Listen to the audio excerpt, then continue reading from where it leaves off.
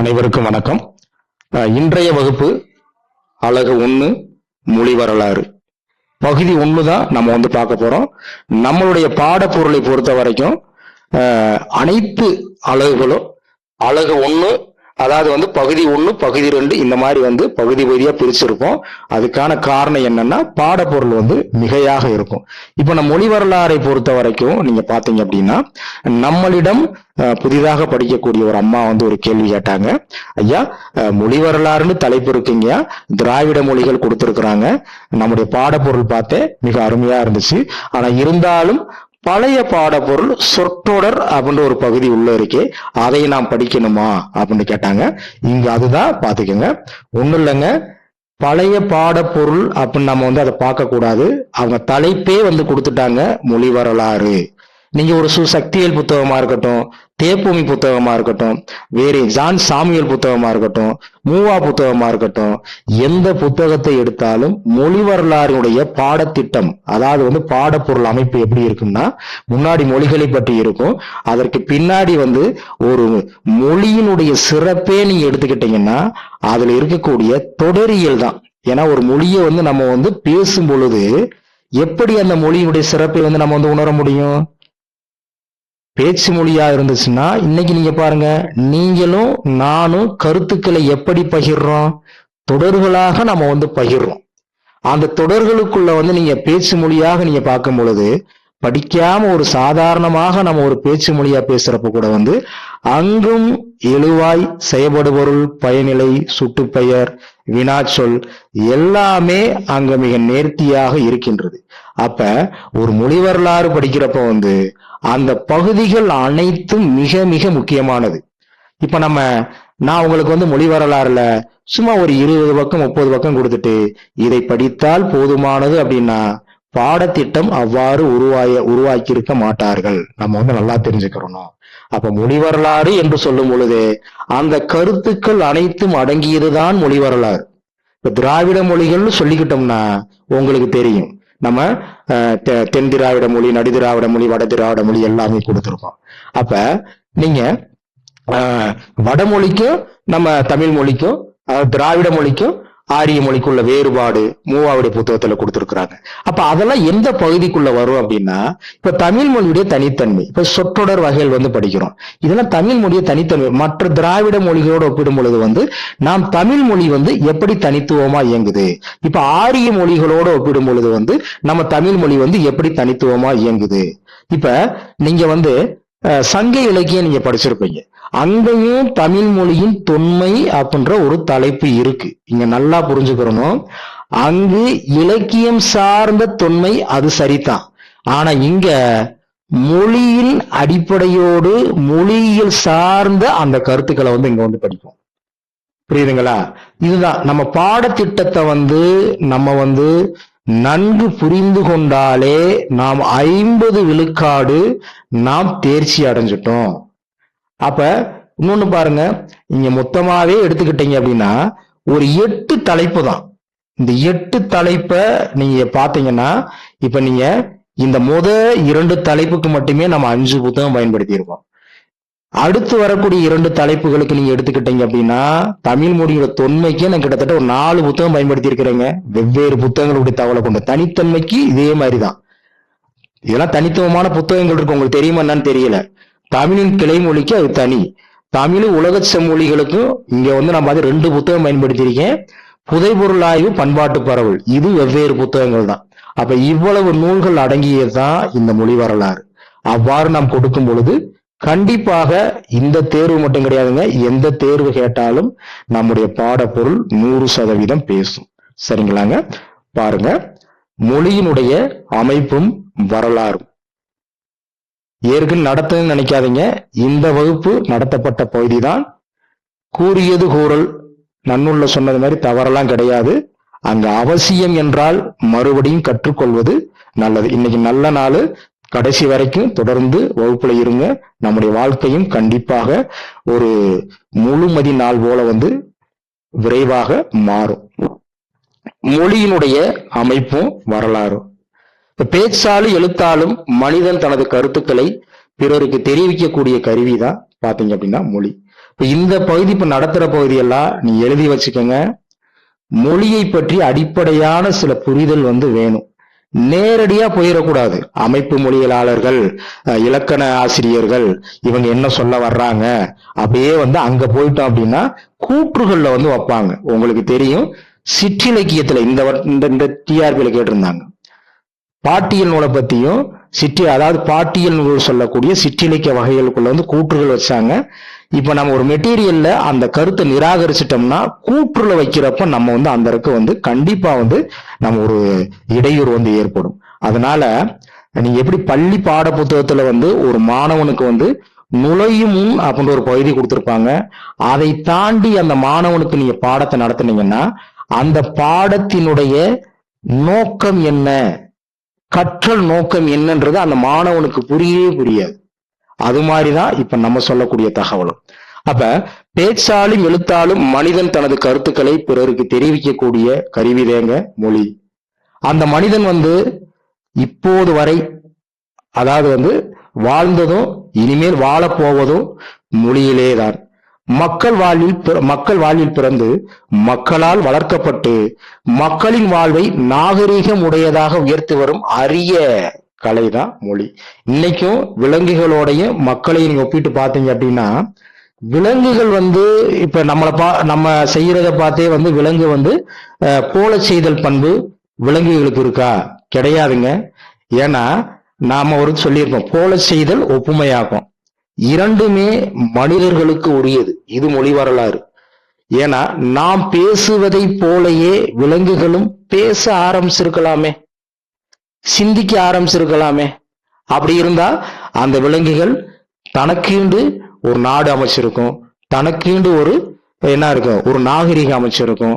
மனிதனை போலவே என்ன பண்ணிருக்கு, பரிணாம வளர்ச்சி அடைஞ்சிருக்கும். கிடையாது. அதனால நல்லா தெரிஞ்சுக்கங்க.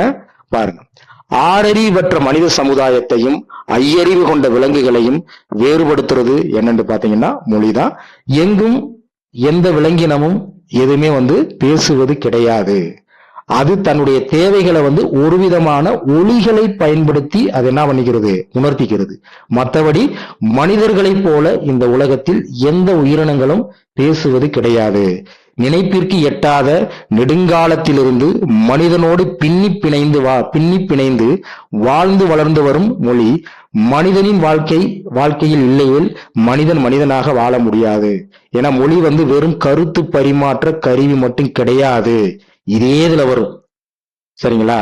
மனிதனுடைய அறிவு வளர்ச்சிக்கும் மொழி முக்கியமான ஒரு காரணமாக இருக்கின்றது.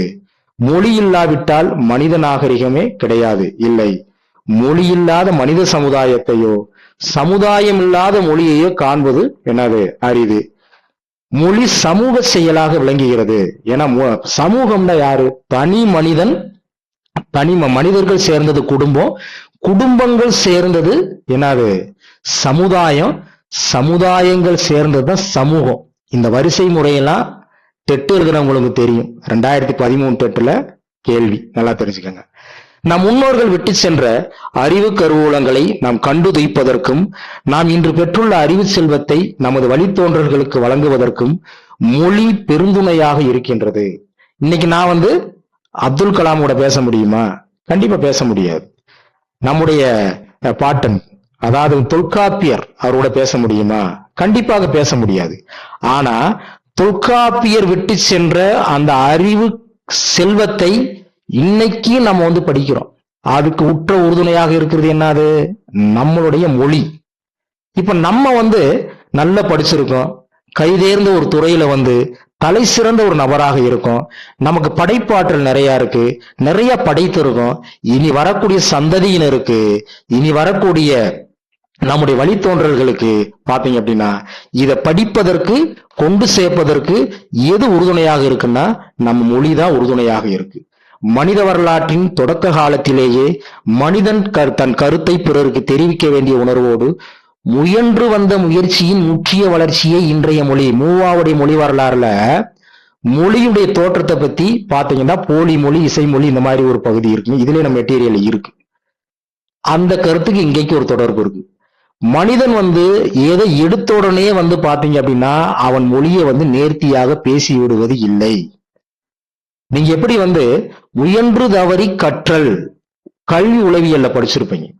அதே மாதிரிதான் இன்று நாம் சரளமாக பேசக்கூடிய இந்த மொழியானது மனிதன் வந்து பாத்தீங்கன்னா ஒவ்வொரு காலகட்டத்திலையும் கொஞ்சம் கொஞ்சமா முயன்று முயன்று முயன்று முயன்று முற்றிய வளர்ச்சி தான் நாம் இன்று பேசக்கூடிய இந்த மொழி. மொழியின் இத்தகைய வளர்ச்சிக்கும் மொழியியலின் வளர்ச்சிக்கும் அடிகோலிய இலக்கண நூலாரும் மொழியியல் அறிஞரும் பழைய பண்பாடுகள் பின்பற்றப்பட்ட கதை பகுதிகளில் மொழி அமைப்பை பற்றி ஆராய்ந்துள்ளனர். இப்ப நீங்க மொழி ஆய்வு எடுத்துக்கிட்டீங்கன்னா 2 பேரை வந்து நம்ம வந்து முக்கியமா சொல்லலாம். இங்க பின்னாடி ஒரு கருத்து வரும். ஒன்னு இலக்கண நூலார், இன்னொன்னு மொழியியல் அறிஞர்கள். இப்ப இலக்கண நூலார் வந்து தன்னுடைய இலக்கணத்திற்கு எதை எடுத்துக்கிறாங்க? கண்டிப்பா இலக்கியத்தை எடுத்துக்கிறாங்க. இப்ப மொழியியல் அறிஞரை நீங்க எடுத்துக்கிட்டீங்க அப்படின்னா இப்ப இலக்கியத்துக்குள்ள பாருங்க. இப்ப நீங்க சங்க இலக்கியத்தை எடுத்துக்கங்க. அடுத்து வரக்கூடிய எந்த இலக்கியமாக இருந்தாலும் நாம் இலக்கண நூலாசிரியர்கள் தன்னுடைய இலக்கண வரையறைக்கு அவங்க எதை எடுத்துக்காட்ட இலக்கியத்தை எடுத்துக்கிறாங்க. மொழியியல் அறிஞர் எடுத்துக்கிட்டீங்க அப்படின்னா அவங்களும் இலக்கியத்தை எடுத்துக்கிடுவாங்க, இல்லைன்னு சொல்லல. சரிங்களா? இப்ப நம்ம இதே மொழி வரலாறுல பின்னாடி படிக்கிறோம். அகராதிகள் மொழி வரலாறுக்கு உறுதுணையாக இருக்கு, கல்வெட்டுக்கள் மொழி வரலாறுக்கு உறுதுணையாக இருக்கு. சரிங்களா?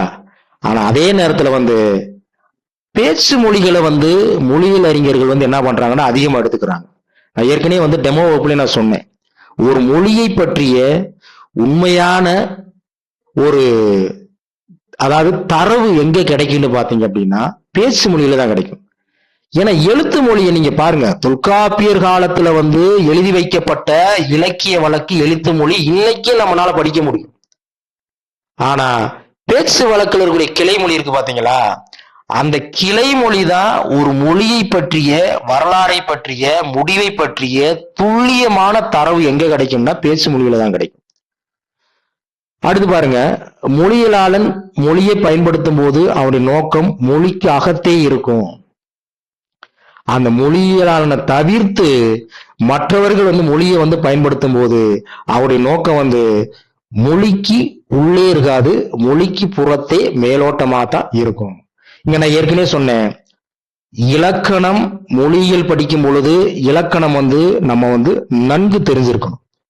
ஒரு சாதாரணமாக பெயர் சொல்லு, வினை சொல்லு, இடை சொல்லு, உரி சொல்லு, எழுவாய், பயனிலை, செயல்படு பொருள், சுட்டுப்பெயர், வினா பெயர், எண்ணு பெயர், இந்த மாதிரி அடிப்படையான சில இதெல்லாம் வந்து நம்ம தெரிஞ்சிருந்தா தான் மொழியியலுக்குள்ள வர்றப்போ வந்து அது சார்ந்த சில பதங்கள் வந்து பயன்படுத்துவாங்க. பாத்தீங்கன்னா ஒரு மொழியின் இயல்புகளை வரையறுத்து விதிமுகத்தால் உணர்த்துவது இலக்கணம். இப்படி இலக்கணத்தின் தொல்காப்பியரா இருக்கட்டும், பவனந்தி முனிவரா இருக்கட்டும், நாற்கவிராச நம்பியா இருக்கட்டும், சரிங்களா, யாரா இருந்தா கூட வந்து நீங்க நல்லா தெரிஞ்சுக்கங்க, ஒரு மொழியோட இயல்புண்டாலும் இலக்கணம்டாலும் எல்லாமே ஒண்ணுதான். ஏன்னா இயல்பு என்பதற்கு இலக்கணம் அப்படின்ற ஒரு பொருள் இருக்கு. ஒரு மொழியோட இயல்புகளை உள்ளது உள்ளபடி வரையறுத்து விதிமுகத்தான், அதாவது விதிகளை அதுல வந்து பாத்தீங்க அப்படின்னா பொருத்தி உணர்த்துறது தான் என்னது இலக்கணம். மொழி புலமைக்கு இலக்கண அறிவு வந்து ரொம்ப ரொம்ப அவசியங்க. ஏன்னா ஒரு மொழியை வந்து திறம்பட கையாளணும். நம்ம இலக்கணத்துக்கு ஒரு விளக்கமே கொடுப்போம். ஒரு மொழியை வந்து பிழையின்றி பேசவும் எழுதுவதற்கும் துணை செய்வது என்னன்னு பாத்தீங்கன்னா இலக்கணம் தான். அப்ப மொழி புலமைக்கு வந்து இலக்கண அறிவு வந்து அடிப்படையானது. மொழியின் இயல்புகளை உள்ளவாறு விளக்கி உரைப்பது மொழியியல். நல்லா தெரிஞ்சுக்கங்க, ஒரு மொழியில வந்து என்ன இருக்கோ அதை அப்படியே சொல்றது. இப்ப நம்ம திராவிடம் இது படிச்சப்போ நம்ம வந்து திருந்திய மொழிகள் திருந்தா மொழிகள் கால்டுவெல் ஐயா வந்து பிரிச்சிருக்கிறாரு. அப்ப திருந்திய மொழிகள்னா அந்த மொழியில வந்து பாத்தீங்க அப்படின்னா இலக்கிய வளமும் இலக்கண வளம் இதெல்லாம் வந்து இருக்கும். திருந்தா மொழிகள்ல நீங்க எடுத்துக்கிட்டீங்க அப்படின்னா இலக்கிய வளம்லாம் அங்க என்ன பண்ண முடியாது, எதிர்பார்க்க முடியாது அந்த மொழியில வந்து. அப்ப திருந்தா மொழிகளுக்குள்ள வந்து இலக்கிய வளம் கிடையாது அப்படின்ற ஒரு காரணத்தினால மொழியியல் அறிஞர்கள் அந்த மொழியை நீக்கி விடுவது கிடையாது. அந்த மொழியில இயல்பாக என்ன இருக்கோ அதை உள்ளது உள்ளவாறு விளக்குறது தான் பாத்தீங்க அப்படின்னா மொழியியல். நல்லா தெரிஞ்சுக்கோங்க. எழுத்து மொழியே இலக்கண ஆய்வுக்கு பொருள். எழுத்து மொழிதான் இலக்கண ஆய்வுக்கு பொருள். என்ன எழுத்து மொழி? இப்ப ஒண்ணும் கிடையாது. நீங்க நன்னூல் எடுத்துக்கோங்க, புறப்புறம்பாமாலை எடுத்துக்கோங்க. இப்ப நீங்க புறப்புறம்பாமாலை நீங்க படிப்பீங்க, துறை கொடுத்திருப்பாங்க, துறைக்கு கீழே 2 வரியில கொழுன்னு கொடுத்திருப்பாங்க. 2019 இந்த கொழு வச்சு ஒரு கேள்வி வந்துருந்துச்சு, வரிசைப்படுத்தியிருந்தாங்க. நல்லா தெரிஞ்சுக்கோங்க. புறப்புறம்பாமாலையில அதோட அமைப்பு முறைன்னு கொடுத்துட்டு துறை கொழு எடுத்துக்காட்டு. அது எப்படி வருதுன்னு பாருங்க. துறை என்ன இருக்கும், அதுக்கப்புறம் துறைக்கான கொழு இருக்கும், அப்ப அந்த கொழுவுக்கான எடுத்துக்காட்டு இருக்கும். 2019 இது வினா. அப்ப அது எப்படி கேட்கிறியான்னு பாருங்க. நீ புறப்புறம்பாமாலையை புரிஞ்சு முழுவதுமாக நீ படிச்சிருக்கியா? கேள்வி இப்படித்தான் வரும். ஒரு 30 வினா இந்த மாதிரி தாங்க வரும். அப்ப நம்ம இப்ப படிக்கக்கூடிய பகுதியெல்லாம் நம்ம சாதாரணமா கடந்து போயிடக்கூடாது. அப்ப இலக்கண ஆய்வுக்கு எழுத்து மொழிதான் அங்க என்ன இருக்கு, சான்றா இருக்கு. அப்போ ஒரு இலக்கணத்துக்குள்ள நாம் சான்றுகளாக எதை காட்டுறோம்னா இலக்கியத்தை கொண்டு காட்டுறோம்.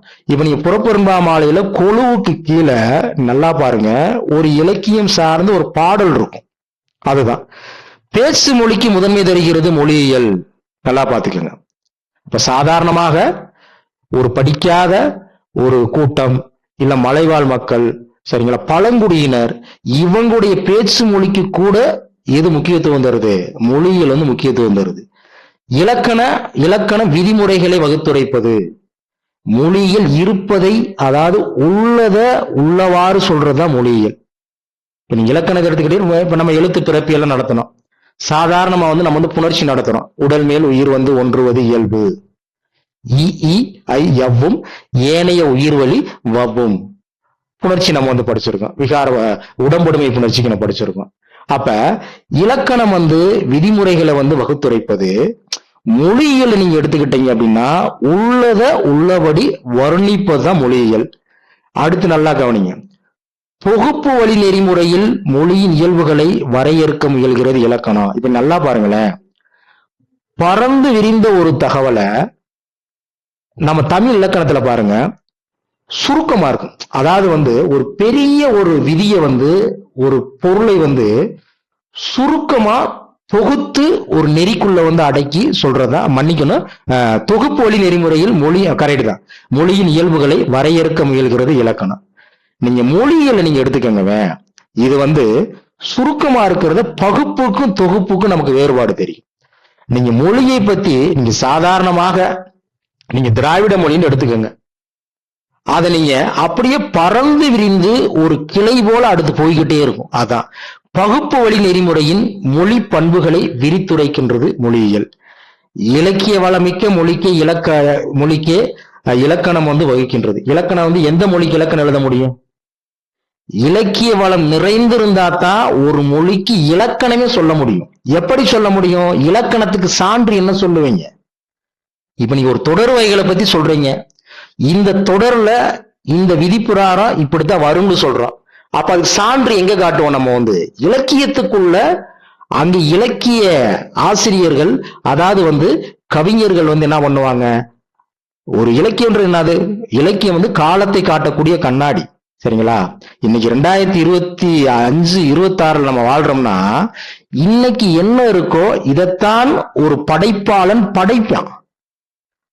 அப்ப இன்னைக்கு ஒரு இலக்கண ஆசிரியர்கள் புதுமையான ஒரு இலக்கணம் எழுதுறாருன்னா அதற்கு சான்றாக எதை எடுத்து வைப்பாங்க? கண்டிப்பா இன்று இருக்கக்கூடிய என்னுடைய கருத்தை எடுத்து வச்சிட முடியுமா? நான் ஒரு கருத்து சொல்றேங்க, இதை இலக்கணத்துக்கு சான்றா வைங்கன்னு சொல்ல முடியுமா? அப்படி கிடையாது. இலக்கியம்டா என்ன? இலக்கு கூட்டல் இயம். இலக்குண்டா ஒரு குறிக்கோள், இயம்டா சொல்றது, இயம்புதல். அப்ப ஒரு இலக்கியம் என்பது ஒரு சமூகத்திற்கு எப்படி வாழணும், எப்படி இருக்கணும், ஒரு நாகரிகம், அந்த குறிக்கோளை சொல்றதுதான் இலக்கியம். அப்ப பாருங்க, இலக்கிய வளமிக்க மொழிக்கு இலக்கணம் வகிக்கின்றது, இலக்கணம் வகிக்கின்றது. பழங்குடியினரின் பாருங்க, பழங்குடியினரின் பேச்சு மொழியையும் கிளை மொழியையும் ஆராய்கின்றது மொழியியல். இப்போ உங்களுக்கு தெரியும் ஏன் மொழி வரலாறுக்குள்ள தனித்துவமா கிளை மொழி என்ற ஒரு தலைப்பை ஏன் வச்சிருக்காங்கன்றது உங்களுக்கு தெரியும். பாருங்க. அடுத்து பெரும்பாலும் சொல்லியலை அடிப்படையாக கொண்டது இலக்கணம். சொல்லியல்னா என்ன? அப்ப நம்ம சொல்லதிகாரத்துல என்ன படிக்கிறோம்? ஒரு சொல்லுன்னா என்ன? ஓர் எழுத்து தனித்து நின்றோ பிற எழுத்துக்களோடு சேர்ந்து நின்றோ பொருள் தந்துச்சுன்னா அதுக்கு பேரு சொல்லு. இப்ப சொல்ல எப்படி பிரிக்கலாம்? பெயர் சொல்லு, வினை சொல்லு, இடை சொல்லு, உரி சொல்லு. பெயர் சொல்ல எப்படி பிரிக்கலாம்? பொருள் பெயர், இடப்பெயர், காலப்பெயர், சினை பெயர், தொழில் பெயர், பண்பு பெயர். இப்ப தொழில் பெயர் எப்படி பிரிக்கலாம்? அப்படி போய்கிட்டே இருக்கும். சரிங்களா? அப்ப பெரும்பாலும் சொல்லியலை அடிப்படையாக கொண்டது இலக்கணம். நல்லா பாருங்க. சொல்லியலிலேயே தொடரியலும் பேசப்படுகிறது. எங்க? பக்கத்தில் எழுதிக்கங்க, மொழிகள். இப்ப நம்ம மொழி வரலாறு படிக்கிறப்ப டெமோ கிளாஸ்ல சொன்னேன். டெமோ கிளாஸ்ல நிறைய விளக்கம் நிறைய சொன்னேன். ஏற்கனவே நடத்துனதுனால கொஞ்சம் வேகமாவே நான் போறேன். பாருங்க. அப்ப சொல்லியலிலேயே தொடரியலும் பேசப்படுகின்றது. நீங்க மொழி வரலாறு எடுத்துக்கிட்டீங்கன்னா இங்கேயும் சொற்றோட அமைப்பு படிக்கிறோம். நம்ம நான் சொன்னேன்ல, ஒளியன் உருவன் தொடரியல். அதுக்கான விளக்கம் நான் சொன்னேன். பின்னாடி வர்றப்ப அந்த விளக்கம் சொல்றேன். நான் இந்த அடுத்த கருத்தை தான்.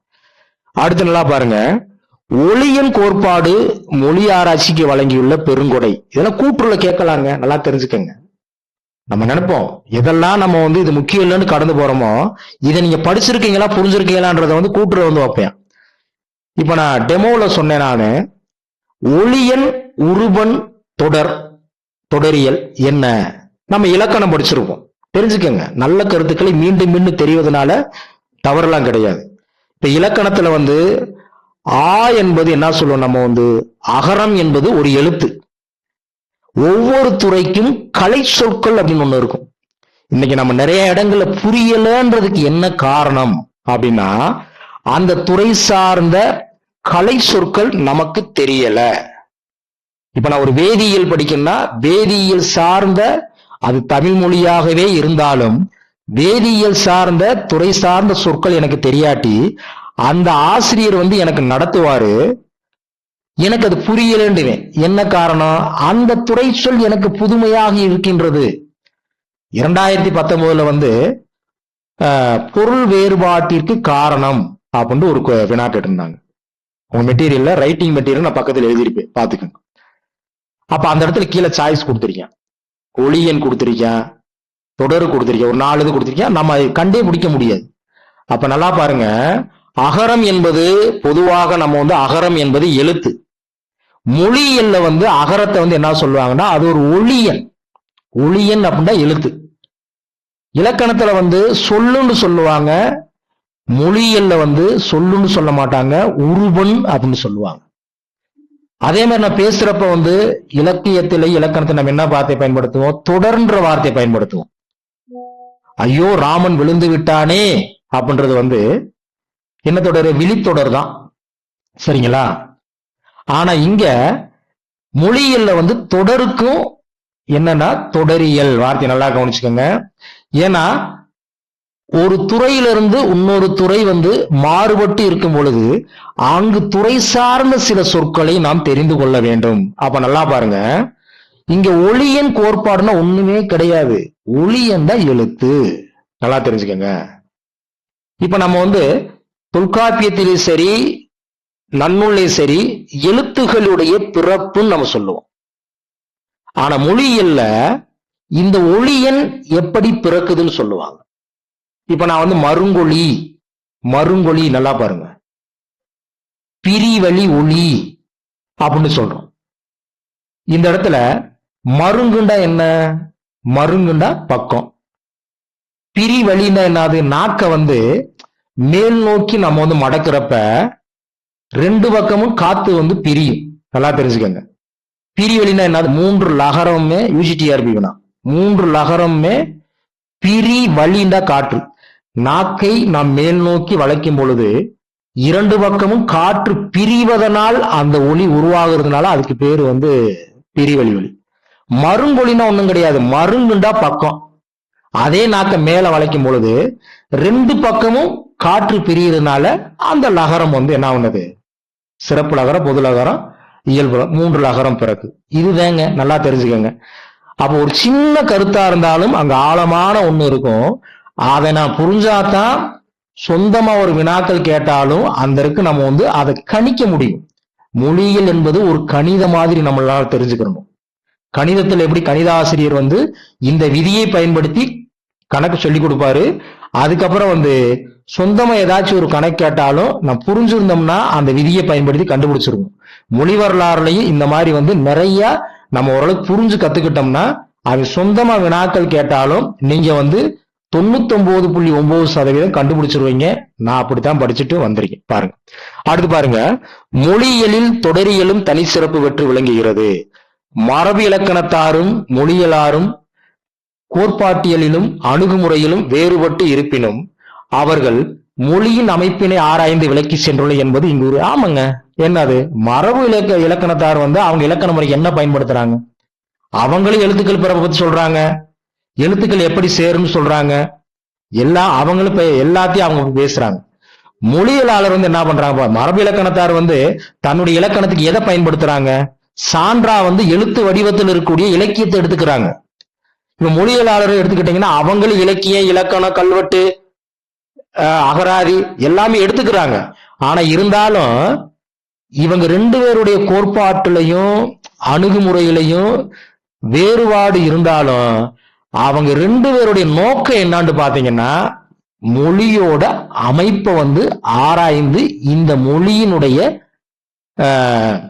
எப்படி உருவாச்சு, இதோடைய வரையறை என்ன, இதை சொல்றதா இவங்களுடைய வேலை. அடுத்து பாருங்க, ஒரு மொழியோட அமைப்பை வந்து எந்த தலைப்புல ஆராய்வாங்க? மொழியலாளர் வந்து நல்லா தெரிஞ்சுக்கங்க. இப்ப தேப்போமியுடைய மொழி வரலாறு நூல் எடுங்க, உள்ள நீங்க தலைப்பு எடுத்துக்கிட்டீங்கன்னா ஒளியனியல் இருக்கும், உருவனியல் இருக்கும், தொடரியல் இருக்கும், சொற்றொடர் இருக்கும், வரிசையா வரும்.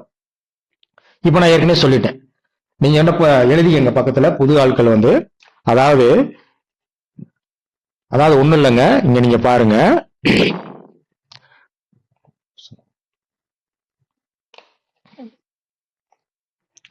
ஒளியனியல் அப்படின்னா நான் ஏற்கனவே சொன்னேன். ஒளியல் அப்படின்னா என்ன சொன்னேன்? எழுத்துன்னு சொன்னா ஒண்ணும் கிடையாதுங்க. இலக்கணத்துல எழுத்தியல், மொழியல்ல ஒளியனியல். இலக்கணத்தில் நீங்க படிக்கிறப்ப வந்து என்ன, நீங்க சொல்லியல் படிப்பீங்க. இங்க உருபனியல், சொல்லுண்டா உருபன். இலக்கணத்துல தொடர்ந்து படிப்போம். இங்க ஒண்ணுமே கிடையாது. இங்க என்னது?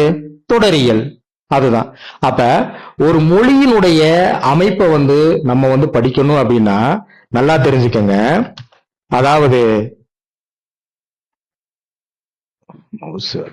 சரி, ஒளியனியல் உருவனியல் தொடரியல் என்ற தலைப்பின் கீழே வந்து என்ன பண்ணுவாங்க? ஆராய்வாங்க.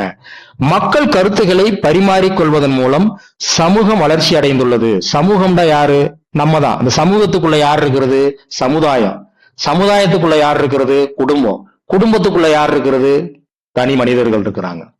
அப்ப கருத்து பரிமாற்றத்தை எப்படி உணர்த்தலாம்? நம்ம வந்து கருத்து பரிமாற்றத்தை வந்து சைகை மூலமாக சொல்லலாம், குறியீடுகள் மூலமாக சொல்லலாம். இதுக்கு நான் வந்து விளக்க சொன்னேன் டெமோ கிளாஸ்ல. சைகை மூலம் எப்படி சொல்லலாம்? நம்ம வந்து மனிதன் வந்து ஆரம்ப காலகட்டத்துல அவ என்ன பண்ணிருக்கா, தன்னுடைய கருத்துக்களை வந்து மரப்பட்டைகளையோ இல்ல பாறைகள்லையோ கல்வெட்டுகள்லையோ வந்து குறியீடுகளாக வந்து அவ வந்து சொல்லியிருக்கான். அதுக்கப்புறம் வந்து தன் உடல் உறுப்புகளால வந்து நீங்க எடுத்துக்கிட்டீங்கன்னா சைகையில வந்து அவன் என்ன பண்ணிருக்கா, பயன்படுத்திருக்கான். இப்ப இந்த சைகைக்கு பயன்படுத்தப்பட்ட உடல் உறுப்புகள் வந்து பாத்தீங்க அப்படின்னா வேறு வேலைக்கு வந்து பயன்பட்டிருக்கு. யாருக்கு? மனிதர்களுக்கு. இப்ப நான் போனதுல எடுத்துக்காட்டு சொன்னேன். இப்ப ஒருத்த ஆத்துல வந்து ஆத்திலே விழுந்துட்டியான். அவனுக்கு நீச்சல் தெரியாது, அவனுக்கு பேசவும் முடியாது. சைகையில தான் கருத்தை சொல்லணும். அப்ப அவன் நீந்துவதற்கு அவனுடைய கை கால்கள் பயன்படுமா, இல்லை தன்னை காப்பாற்று வரும்படி எதிரில் இருக்கக்கூடிய ஒரு நபருக்கு வந்து சைகை காட்டுவானா? அப்ப அந்த இருக்கு வந்து அவனுக்கு ஒரு இடையூறு ஏற்படுது. இப்ப ஒரு குறியீடு மூலமாக நம்முடைய உணர்வுகளை வந்து நாம் முழுவதுமாக நம்ம என்ன பண்ண முடியாது? பயன்படுத்த முடியாது. சரிங்களா? ஏன் பயன்படுத்த முடியாது? இப்ப நான் அன்பு அப்படின்ற ஒரு உணர்வை வந்து வெறுமனே வந்து சுகத்துல வந்து அன்பு உன் மேல வந்து ரொம்ப அன்பா இருக்கேன்னு எழுதி வச்சா என்னுடைய உணர்வுகள் வெளிப்படுத்த முடியாது. அப்ப அது மாதிரிதான் கருத்து பரிமாற்றத்தை சைகை மூலமும் குறியீடு மூலமும் வந்து உணர்த்தலாம்.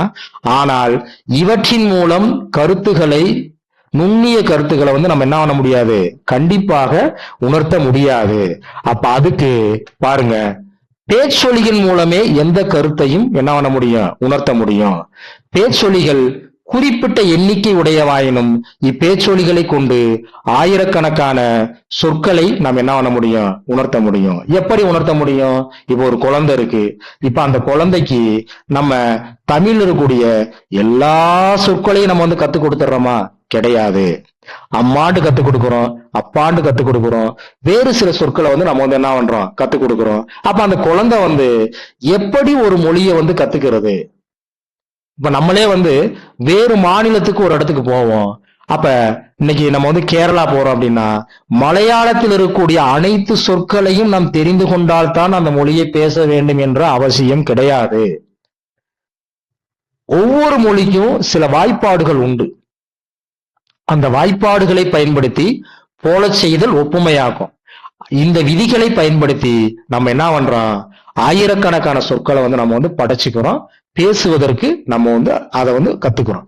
எனவே கருத்து பரிமாற்றத்தில் மொழியும் மொழியில் ஒளியும் சிறப்பாக கருதப்படுகின்றன. அடுத்து பாருங்க, மொழியனின் பேச்சொலி என்றே குறிப்பிடலாம். இதெல்லாம் கூட்டுல கேட்கலாங்க, நல்லா தெரிஞ்சுக்கோங்க. மொழிண்டாலே இங்க வந்து நம்ம வந்து எதை எடுத்துக்கலாம் அப்படின்னா, எதை எடுத்துக்கலாம், பேச்சொலி அப்படின்னு நம்ம என்ன பண்ணலாம், நம்ம வந்து சொல்லணும். அடுத்து பாருங்க, ஒரு மொழியின் அமைப்பை விளக்குவதே அம்மொழியினுடைய இலக்கணம். இப்போ ஒரு மொழியோட அமைப்பை வந்து நம்ம எப்படி விளக்கலாம்? ஒரு மொழிண்டா என்ன? இதே நம்ம மெட்டீரியல்ல பின்னாடி கொடுத்திருப்போம், ரொம்ப அருமையா கொடுத்திருப்போம். ஒரு மொழி எப்படி நம்ம வந்து ஒரு அமைப்புன்னு சொல்றப்ப வந்து எழுவாய் இருக்கும், செயல்படு பொருள் இருக்கும், பயனிலை இருக்கும். அந்த மொழியில வந்து புறநிலை அமைப்பு இருக்கும், புதைநிலை அமைப்பு இருக்கும், தொடர் வந்து பார்ப்பதற்கு மேலோட்டமாக இருக்கும், ஆனா அதுக்குள்ள ஒரு ஆழ்ந்த பொருள் இருக்கும். ஒரு தொடர் வந்து குறிப்பு பொருளையும் தரலாம், வெளிப்படை பொருளையும் தரலாம். அப்ப ஒரு மொழியினுடைய அமைப்பை விளக்குறதா இலக்கணம். மொழியை மொழியால் விளக்கப்படுத்தும் முறையைத்தான் பாத்தீங்கன்னா இலக்கணம். ஏன்னா மொழியாலதான் நம்ம என்ன பண்றோம், நம்ம வந்து சொல்ல வர்றோம். அடுத்து நல்லா பாருங்க, மரபு வழி இலக்கணத்தார் மொழியியல் அடிப்படையில் இலக்கணம் எழுதுவோர் என இலக்கணம் எழுதுவோர் இரு வகையினர் உண்டு. நல்லா தெரிஞ்சுக்கங்க.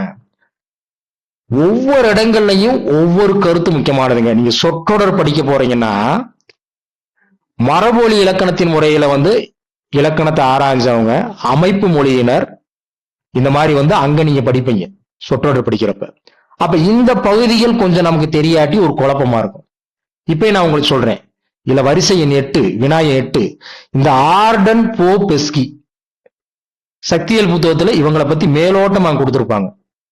இவங்களை பற்றி முழுமையான ஒரு தகவல் தெரியும்னா நான் மெட்டீரியல்ல பின்னாடி கொடுத்திருப்பேன், அங்க நீங்க பார்த்தா தெரியும். ஆர்டன் போ பெஸ்கி இவங்க எப்படி வந்து ஒரு மொழியை வந்து எப்படி அணுகுனாங்க, இவர்களை பற்றிய விளக்கம் எங்க இருக்கு நீங்க பாருங்க, பின்னாடி இருக்கு ஒரு புத்தகத்துல. இப்ப நம்ம இதை படிக்காட்டி நமக்கு தெரியாது, பாத்துக்க. சரி, அடுத்து பாருங்க, தாய்மொழிக்கு இலக்கணம் எழுதியவர்கள் மரபு வழி இலக்கணத்தார். அப்ப வடமொழிக்கு வந்து நீங்க வந்து வடமொழிக்கு வந்து பாணினி இலக்கணம் எழுதுறாரு. ஏன்னா வடமொழி பேசக்கூடியவங்களுக்கு வந்து பாணினி வந்து தன்னுடைய அவங்களுடைய மக்களுக்கு வந்து இலக்கணம் எழுதுறாரு. தமிழ் பேசக்கூடிய மக்களுக்கு வந்து பாத்தீங்கன்னா தொல்காப்பியர். இவங்க 2 பேருமே நீங்க எடுத்துக்கிட்டீங்கன்னா மரபு வழி இலக்கணத்தார். மரபு வழி இலக்கணங்கள் அந்தந்த மொழி பேசும் மக்கள் சமுதாயத்திற்காக எழுதப்பட்டன. ஐரோப்பியர்கள் தமிழ் மொழியை கற்பதற்காகவே இலக்கணம் எழுதியவர்கள் யாருன்னு பாத்தீங்கன்னா ஆர்டன் போப்பு பெஸ்கி. நல்லா தெரிஞ்சுக்கணும். இன்னொன்னு தெரிஞ்சுக்கங்க, இவங்களுடைய தாய்மொழி வந்து வேறங்க. இன்னும் பாருங்க, இவர்கள் கற்ற 2ஆம் மொழிக்கு இலக்கணம் எழுதினர். இப்ப நமக்கு ஃபர்ஸ்ட் லாங்குவேஜ் என்னது? தமிழ். செகண்ட் லாங்குவேஜ் என்னது? நம்ம இன்னைக்கு ஆங்கிலத்தை நம்ம சொல்றோம். முதன்மையான மொழி தமிழ், 2வதாக இன்றைக்கு நம்ம பேசக்கூடிய மொழி வந்து நம்ம என்ன எடுத்துக்கிறோம் வந்து, நீங்க ஒரு சான்றிதழ்ல கூட நீங்க அதுதான் போடுவீங்க நீங்க வந்து. அப்ப இவங்களுடைய தாய்மொழி வந்து வேறங்க. இவர்கள் கற்ற 2ஆம் மொழி வந்து பாத்தீங்கன்னா என்னது? நம்ம தமிழ்னு வச்சுக்கோங்க. இப்ப நீங்க ஒரு கேள்வி கேட்கலாம், இவங்க எப்படி, இவங்க தாய்மொழி இவங்களுக்கு நல்லா தெரியும், ஆனா இவர்கள் கற்ற 2ஆம் மொழியில வந்து இவங்க கைதேர்ந்தவர்களாக வந்து இருந்திருக்க மாட்டாங்க.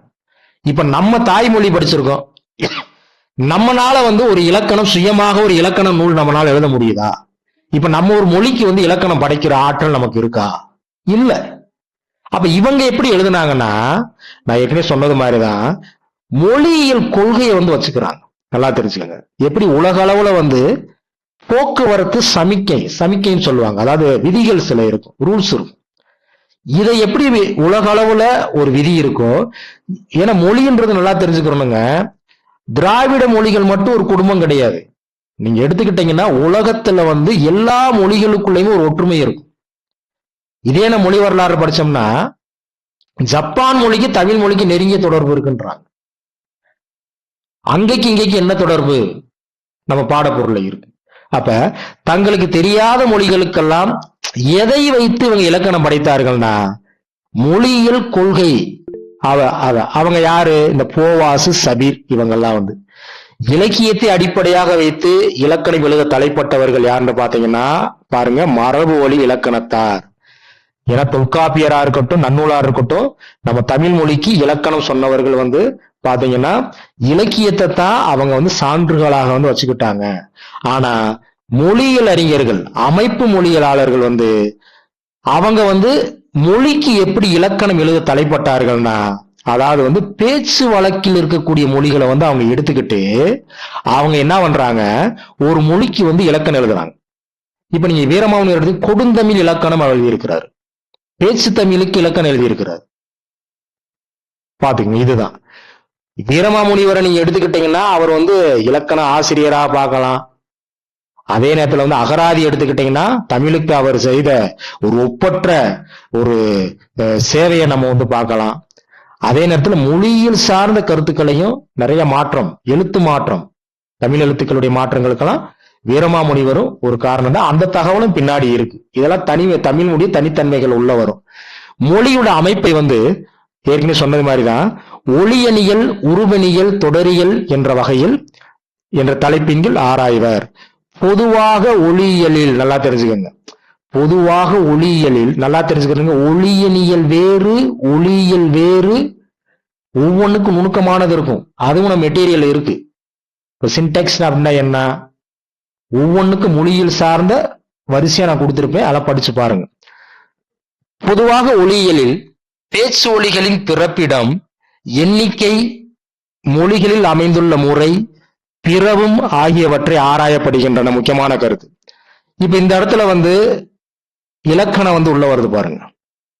இப்ப அது உங்களுக்கு புரியல அப்படின்னா புதுசா வந்தவங்க நம்ம வந்து யூடியூப்ல வந்து எழுத்துக்களுடைய பிறப்பு, நன்னூல் வந்து எப்படி எழுத்துக்கள் பிறக்குதுன்றத வந்து இடப்பிறப்பு, முயற்சி பிறப்பு அப்படின்றதுல வந்து உங்களுக்கு முழுமையாக ஒரு தெளிவான ஒரு காணொளி போட்டிருக்கேன், அதை நீங்க பாருங்க.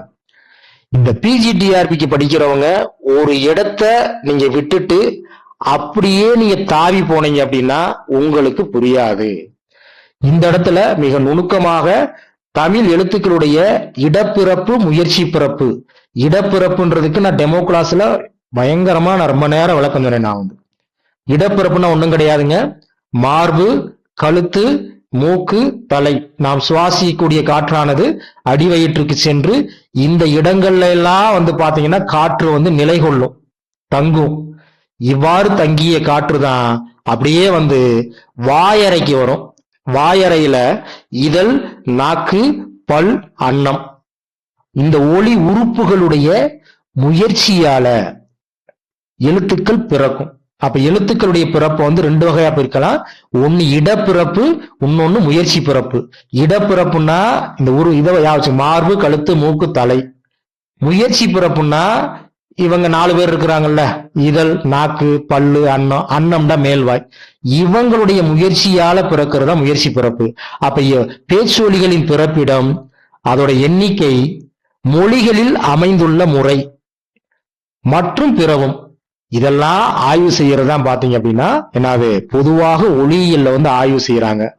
ஒளியியல் ஆராய்ச்சியை வந்து 2 வகையா பிரிப்பாங்க. இங்கேயும் உங்களுக்கு ஒரு குழப்பம் வரும்.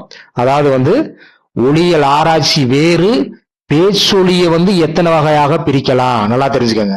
ஒளியியல் ஆராய்ச்சியை வந்து பொது ஒளியியல், சிறப்பு ஒளியியல் அல்லது மொழியின் ஒளியியல் 2 வகையா பிரிப்பாங்க. சிறப்பு ஒளியியல் கூடிய வேறு பெயர் என்னன்னு பாத்தீங்கன்னா மொழியின் ஒளியியல். ஒளியியல் ஆராய்ச்சியுடைய வகை வந்து 2, ஏற்கனவே சொல்லிட்டேன். பேச்சொலிகளை வந்து 3 வகையாக ஆராயப்படுகின்றன நல்லா தெரிஞ்சுக்கங்க. ஒரு மொழி அமைப்பு மொழியாளர் வந்து ஒரு மொழியை வந்து எதற்கு முக்கியத்துவம் கொடுக்கிறாரு அப்படின்னா பேச்சு மொழிக்கு முக்கியத்துவம் கொடுக்கிறாரு. ஒருவர் பேசும் பொழுது அந்த எழுத்துகள் எப்படி பிறக்கின்றது, இத தொல்காப்பியரே சொல்லிட்டாரு. அங்க வந்து இலக்கணமா நீங்க பாருங்க. இங்க வந்து மொழியியலுக்குள்ள வர்றப்ப வந்து மொழியியலா நீங்க வந்து பாருங்க. இப்ப பேச்சொலிகளை 3 வகையாக ஆராயப்படுகின்றன. அந்த ஒளியை ஆராயக்கூடிய முறைகள் வந்து 3 2013 கேட்டிருக்கிறாங்க. இந்த பகுதிக்குள்ள வந்து அடிக்கடி கேட்கிறாங்க. யூஜிடிஆர்பிக்குள்ளேயே இதுல வந்துருச்சுன்னு நினைக்கிறேன். பௌதீக ஒளியியல், கேட்பு ஒளியியல், உச்சரிப்பு ஒளியியல், அப்ப 3 வகையா பிரிக்கிறாங்க. இப்ப பௌதீகம் அப்படின்னா என்ன, நான் ஏற்கனவே சொல்லியிருக்கேன். இப்ப ஒண்ணும் கிடையாதுங்க. இப்ப ஒரு மொழியியல் ஆராய்ச்சியாளர் இருக்கிறார். அவர் வந்து ஒருவர் பேசுறத வந்து அந்த ஒலிகள் வந்து எப்படி ஒலி அலைகளாக எப்படி உருவாகுது அப்படின்றத அவர் எப்படி ஆராய்ச்சி பண்றாருன்னா, அதாவது வந்து அறிவியல் கருவி கொண்டு ஆராய்வது. நல்லா தெரிஞ்சுக்கங்க, பேச்சொலிகள் பௌதீக தன்மையை ஆராய்தல், அது ஒலி அலைகளாக எப்படி வருது, அதாவது வந்து அறிவியல் பூர்வமாக சில இயற்பியல் சார்ந்த சில அறிவியல் கருவிகளை வந்து வச்சு அவங்க என்ன பண்ணுவாங்களா, இந்த ஒலிகள் வந்து எப்படி பிறக்குது, இதுதான் மொழி வரலாறு. அப்ப மொழியையும் பேச்சையும் பிரிக்க முடியாது. மொழியையும் அவன் பேசக்கூடிய ஒலியையும் பிரிக்க முடியாது. ஒரு மொழியோட அடித்தளமே நீங்க எடுத்துக்கிட்டீங்கன்னா சவுண்டு, அதாவது ஒலிதான்.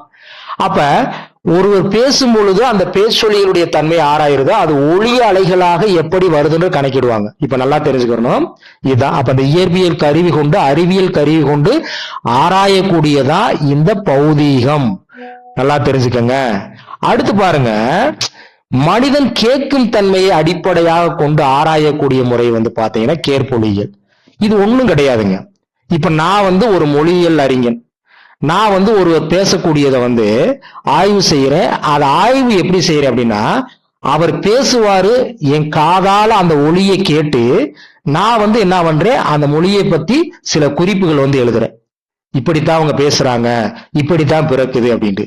நல்லா தெரிஞ்சுக்கங்க, இங்க வந்து அவங்க பேசக்கூடிய ஒலியை மட்டும் வச்சுமே கேட்டு ஆராய்வது. இப்ப எனக்கு வந்து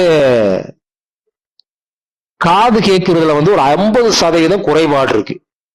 நான் எப்படி எதிராளி பேசுறத வந்து கேட்டு துல்லியமான முடிவு தர முடியும்? அப்ப இந்த முறை வந்து சிறந்த முறையாக என்னது கருதப்படுவது இல்லை. எது? கேட்பொலியியல். அடுத்து நல்லா பாருங்க, ஒலி உறுப்புகளை நல்லா பாருங்க. ஒலி உறுப்புகளை வந்து பாத்தீங்க அப்படின்னா, ஒலி உறுப்புகளை அடிப்படையாக வைத்து ஒலியின் பிறப்பை ஆராயக்கூடிய முறைதான் என்னது? உச்சரிப்பு ஒலியியல். இதுதாங்க முக்கியமானது. இப்ப நான் ஏற்கனவே சொன்னேன் பாத்தீங்களா, இடப்பிறப்பு முயற்சி பிறப்பு. அதாவது நம்ம இதழ், நாக்கு, பல், அன்னம், இந்த உறுப்புகள் வந்து எப்படி காற்றை வந்து வாயறைக்குள்ள காற்று வந்து அந்த காற்றானது வந்து எந்தெந்த இடங்கள்ல எந்தெந்த உறுப்புகள்ல வந்து பட்டு எப்படி எழுத்துக்கள் பிறக்குது அப்படின்றதா இந்த உச்சரிப்பு ஒலியியல். நல்லா தெரிஞ்சுக்கங்க. அப்ப ஒலி உறுப்புகளை அடிப்படையாக வைத்து ஒலியின் பிறப்பை ஆராயக்கூடிய முறைதான் உச்சரிப்பு ஒலியியல். இதுதாங்க நம்ம யாரு மரபு இலக்கண ஆசிரியர்கள் தமிழ் ஒலியின் பிறப்பை இந்த முறையிலேயே விளக்கியுள்ள மரபு இலக்கண ஆசிரியர்கள் யாரு? தொல்காப்பியர், நன்னூலார், பவனந்தி முனிவர். இந்த 3வது முறை இதுதான். அடுத்து பாருங்க, இப்ப இது எப்படியெல்லாம் பிறக்குது. இப்ப நல்லா கவனிங்க. இப்ப இந்த உச்சரிப்பு ஒலியில வச்சுதான் அப்படியே நம்ம கீழே வரப்போறோம். பாருங்க, இப்ப உயிரொலிகள் வந்து எப்படி பிறக்குது நல்லா பாருங்க. ஒலிப்பு முறையை அடிப்படையாக கொண்டு பேச்சொலிகளை நல்லா கவனிங்க. ஒலிப்பு முறையை வந்து அடிப்படையாக கொண்டு பேச்சொலிகளை வந்து 2 வகையா பிரிக்கிறாங்க. ஒண்ணு என்னது? உயிரொலிகள், மெய்யொலிகள். இப்ப உயிரொலிகள் எப்படி பிறக்குது, மெய்யொலிகள் எப்படி பிறக்குது? இங்க சுருக்கமா இருந்தாலும் நான் சொல்ற விளக்கத்தை வந்து கொஞ்சம் கேட்டுக்கோங்க. இப்ப நான் ஏற்கனவே சொன்னேன், நாம் சுவாசிக்கக்கூடிய காற்றானது அடிவயிற்றுக்கு சென்று எந்தெந்த இடத்துக்கு வருது? மார்பு, கழுத்து, மூக்கு, தலை, இந்த மாதிரி இடத்துக்கு வருது. அவ்வாறு வரும் பொழுது அதுக்கப்புறம் எங்க வருது? அப்படி வாய் அறை. வாய் வந்து ஒரு அறை மாதிரி தான். அந்த அறைக்குள்ள யாரெல்லாம் இருக்கிறது? இதழ், அதாவது அறைக்கு வெளியே உதடு இருக்கு. நாக்கு, பல்லு, அன்னம், அன்னம்டா மேல்வாய். அப்ப நல்லா பாருங்க, இந்த உறுப்புகள்லாம் சேர்ந்துதான் இந்த எழுத்துக்கள்லாம் பிறக்குது. இங்க நல்லா பாருங்க, பேச்சொலிக்குரிய காற்று வாயறையில் தடுக்கப்படாமல் பிறக்கும் மொழிகள் தான் இந்த உயிரொலிகள். பேச்சொலிக்குரிய காற்று நம் வாயாகி அந்த அறையில தடுக்கப்பட்டு பிறக்கும் மொழிகள் தான் இந்த மெய்யொலிகள். இப்ப நீங்க உயிர் எழுத்துக்களை சொல்லி பாருங்க, நல்லா கவனிங்க. மொழியல்ல அவங்க உயிர் எழுத்துக்கள்ன்ற வார்த்தையை பயன்படுத்தல, ஒளியன் ஒளிகள் தான் பயன்படுத்துவாங்க, பாத்துக்கங்க. அப்ப நீங்க உயிர் எழுத்துக்கள் 12 சொல்லி பாருங்க, அப்படியே காற்று எங்கேயுமே தடைபடாது. ஆ, ஆ, இ, ஈ, ஓ சொல்லி பாருங்க, தடைபடாது. அதே நேரத்தில் மெய்யெழுத்துக்களை சொல்லி பாருங்க, பேச்சொலுக்குரிய காற்று வாயறையில தடுக்கப்படும், பாத்துக்கங்க.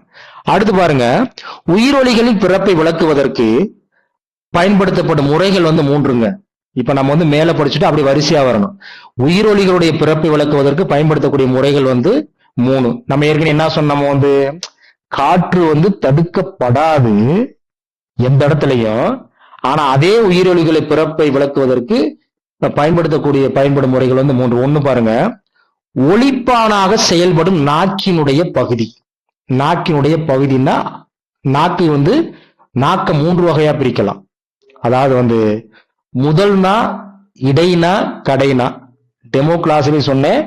இங்கேயும் நீங்க எழுத்துக்கள் பிறப்பு படிக்கிறப்போ ஒரு பயங்கரமான ஒரு ஐயம் வரும். என்ன ஐயம் வரும்னா, ஏற்கனவே படிச்சவங்க நீங்க கண்டுபிடிச்சிருப்பீங்க, நல்லா தெரிஞ்சுக்கிறணும். இப்ப நீங்க முதல்னா அப்படின்றாலும் அதே நேரத்துல பாத்தீங்க அப்படின்னா அடினா அப்படின்றாலும் ஒண்ணுதான். நல்லா புரிஞ்சுக்கோங்க, முதல்னா அப்படின்றாலும் அடினா அப்படின்றாலும் ஒண்ணுதான்.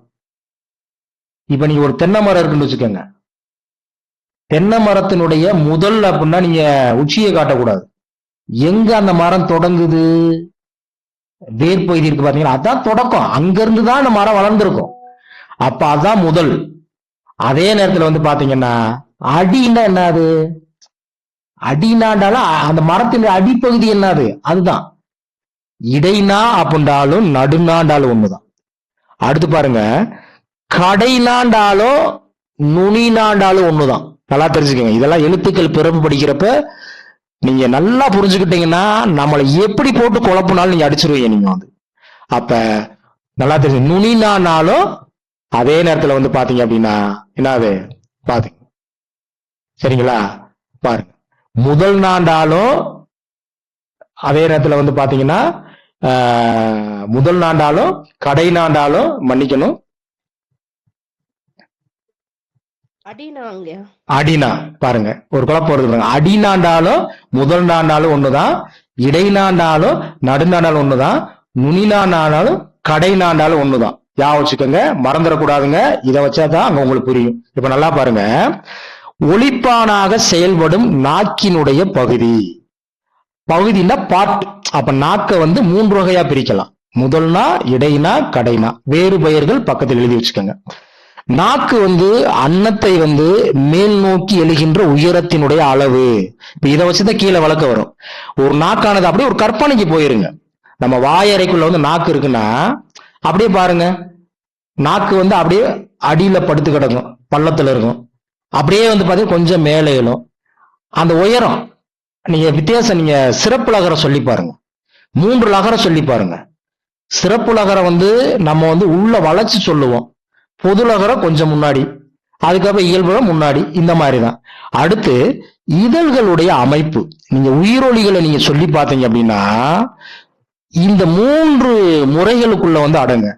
இப்ப நீ இதழ் அமைப்பு பாருங்க, இதழ் குவி உயிர், இதழ் குவியா உயிர். இப்ப நீங்க இந்த ஊ, ஊ, ஓ, ஓ, அவ்வு, இந்த 5 எழுத்தை நீங்க சொல்லி பாருங்க, இதழ் முன்னோக்கி குவியும். மத்த 7 எழுத்துக்களை நீங்க எடுத்துக்கிட்டீங்கன்னா இதழ் குவியாது, பாத்துக்கணும். அடுத்து பாருங்க, அன்னத்தை நோக்கி எழுகின்ற நாக்கினுடைய பகுதி பாருங்க. இப்ப நம்ம இதை பார்க்க போறோம். இப்ப நீங்க 25ல முதல் அந்த பாயிண்ட்ஸ் பார்த்தோம் பாத்தீங்களா, அதை மீண்டும் பிரிக்கிறாங்க பாருங்க. அன்னத்தை நோக்கி எழுகின்ற நாக்குடைய பகுதியை ஒட்டி நம்ம உயிரை பிரிக்கலாம். எப்படி பிரிக்கலாம்? முன்னுயிர், நடு உயிர், பின்னுயிர். இது இப்படின்னு சொல்லாங்க, நல்லா தெரிஞ்சுக்கோங்க. முன் அன்ன உயிர் தேர்வுல கேட்பாங்க, நான் வந்து முன்னுயிர்னு தானே பிரிச்சேன், இங்க முன் அன்ன உயிர்னு கொடுத்திருக்கிறாங்களே. ஏங்க நீங்க சில இலக்கணங்களா நீங்க படிச்சீங்க அப்படின்னா அது விரிந்து போறப்ப மேலும் சுருக்கமாக அதற்கு என்ன பண்ணுவாங்க, விளக்கம் சொல்லுவாங்க. புரிஞ்சுங்க. அப்ப முன் அன்ன உயிர்ந்தாலும் சரிதான், நடு அன்ன உயிர்ந்தாலும் சரிதான், பின் அன்னம் உயிர்ந்தாலும் சரிதான். இந்த சுருக்கமா சொல்றாங்க. அன்னத்தை வந்து நோக்கி எழுகின்ற நாக்கினுடைய பகுதியை ஒட்டி எப்படி பிரிக்கலாம் அப்படின்னா முன்னுயிர், நடு உயிர், பின்னுயிர். அடுத்து பாருங்க, நாக்கு அன்னத்தை நோக்கி உயர்கின்ற உயரத்தை ஒட்டி. நல்லா தெரிஞ்சுக்கோங்க. இது வந்து அந்த மேல வந்து நீங்க குறிச்சு வச்சுங்க. நாக்கினுடைய பகுதி அப்படின்னா நல்லா பாருங்க, நாக்கினுடைய பகுதினா முதல்னா, இடைனா, கடைனா. சரிங்களா? அடுத்து ரெண்டாவது பாருங்க, நாக்கு வந்து அன்னத்தை நோக்கி உயர்கின்ற உயரத்தை ஒட்டி மேல் உயிர், கீழ் உயிர், இடை உயிர். அடுத்து பாருங்க, மேலும் அந்த மேல் உயிரை வந்து பாருங்க, மேல் உயிர், கீழ் மேல் உயிர். அடுத்து இடை உயிரை வந்து பாத்தீங்க அப்படின்னா நடு இடை உயிர், கீழ் இடை உயிர், மேல் இடை உயிர். இதுக்கெல்லாம் எடுத்துக்காட்டு நான் சொல்றேங்க. கீழ் உயிரை எடுத்துக்கிட்டீங்கன்னா மேல் கீழ் உயிர், கீழ் உயிர். இதெல்லாம் நம்ம வந்து கண்டிப்பாக கேள்வியில வந்து வைப்பாங்க. நல்லா தெரிஞ்சுக்கோங்க. கடின மாதிரி தெரியும், ஒண்ணுமே கிடையாது. இதழ்களுடைய அமைப்பை ஒட்டி உயிர்களை வந்து எப்படி பிரிக்கலாம் ஏற்கனவே சொன்னேன். இதுல வந்து நம்ம என்ன ஒண்ணு இதழ் வந்து குவியும், இன்னொன்னு குவியாது. அப்ப இதழ் குவி உயிர்னா ஏற்கனவே சொன்னேன், உ உ ஓ ஓ அவ்வு. இதழ் குவியா உயிர்னா அந்த 5 எழுத்துக்களை தவிர, அந்த 5 ஒளியன்களை தவிர மற்றதை நீங்க விட்டுருங்க, எடுத்துக்கங்க. சரிங்க. இப்ப நம்ம வந்து உயிரெழுத்துக்கள் வந்து அந்த காற்று வந்து எங்கேயுமே தடைபடாம, தடுக்கப்படாமல் வந்து பிறந்ததுனால உயிரெழு பார்த்தா அதனுடைய முழுமையான விளக்கம் பார்த்தா. இப்ப மெய்யொலிகள் வந்து பாருங்க, மெய்யொலிகள். இந்த மெய்யொலிகள்லாம் ரொம்ப முக்கியங்க. இதுக்குள்ள பிஜிடிஆர்பியில வினாக்கள் வராம இருக்காதுங்க, நல்லா தெரிஞ்சுக்கங்க.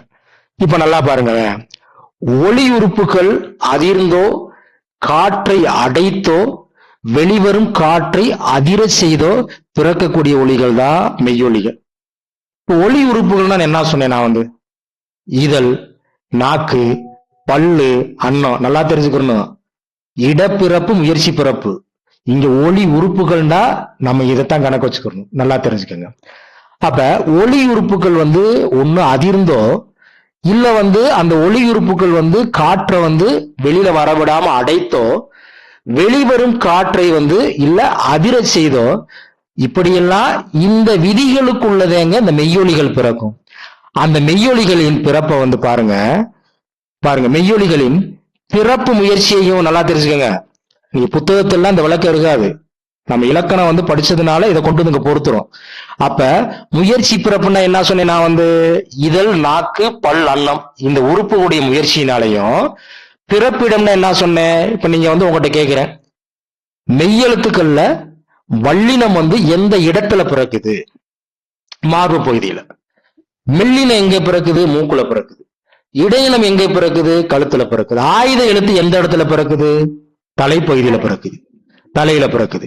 அப்ப நல்லா பாருங்க, அப்ப மெய்யொலிகளின் அந்த உறுப்புகளுடைய முயற்சி பிறப்பையும், உறுப்புகளுடைய அந்த முயற்சி பிறப்பையும் ஒரே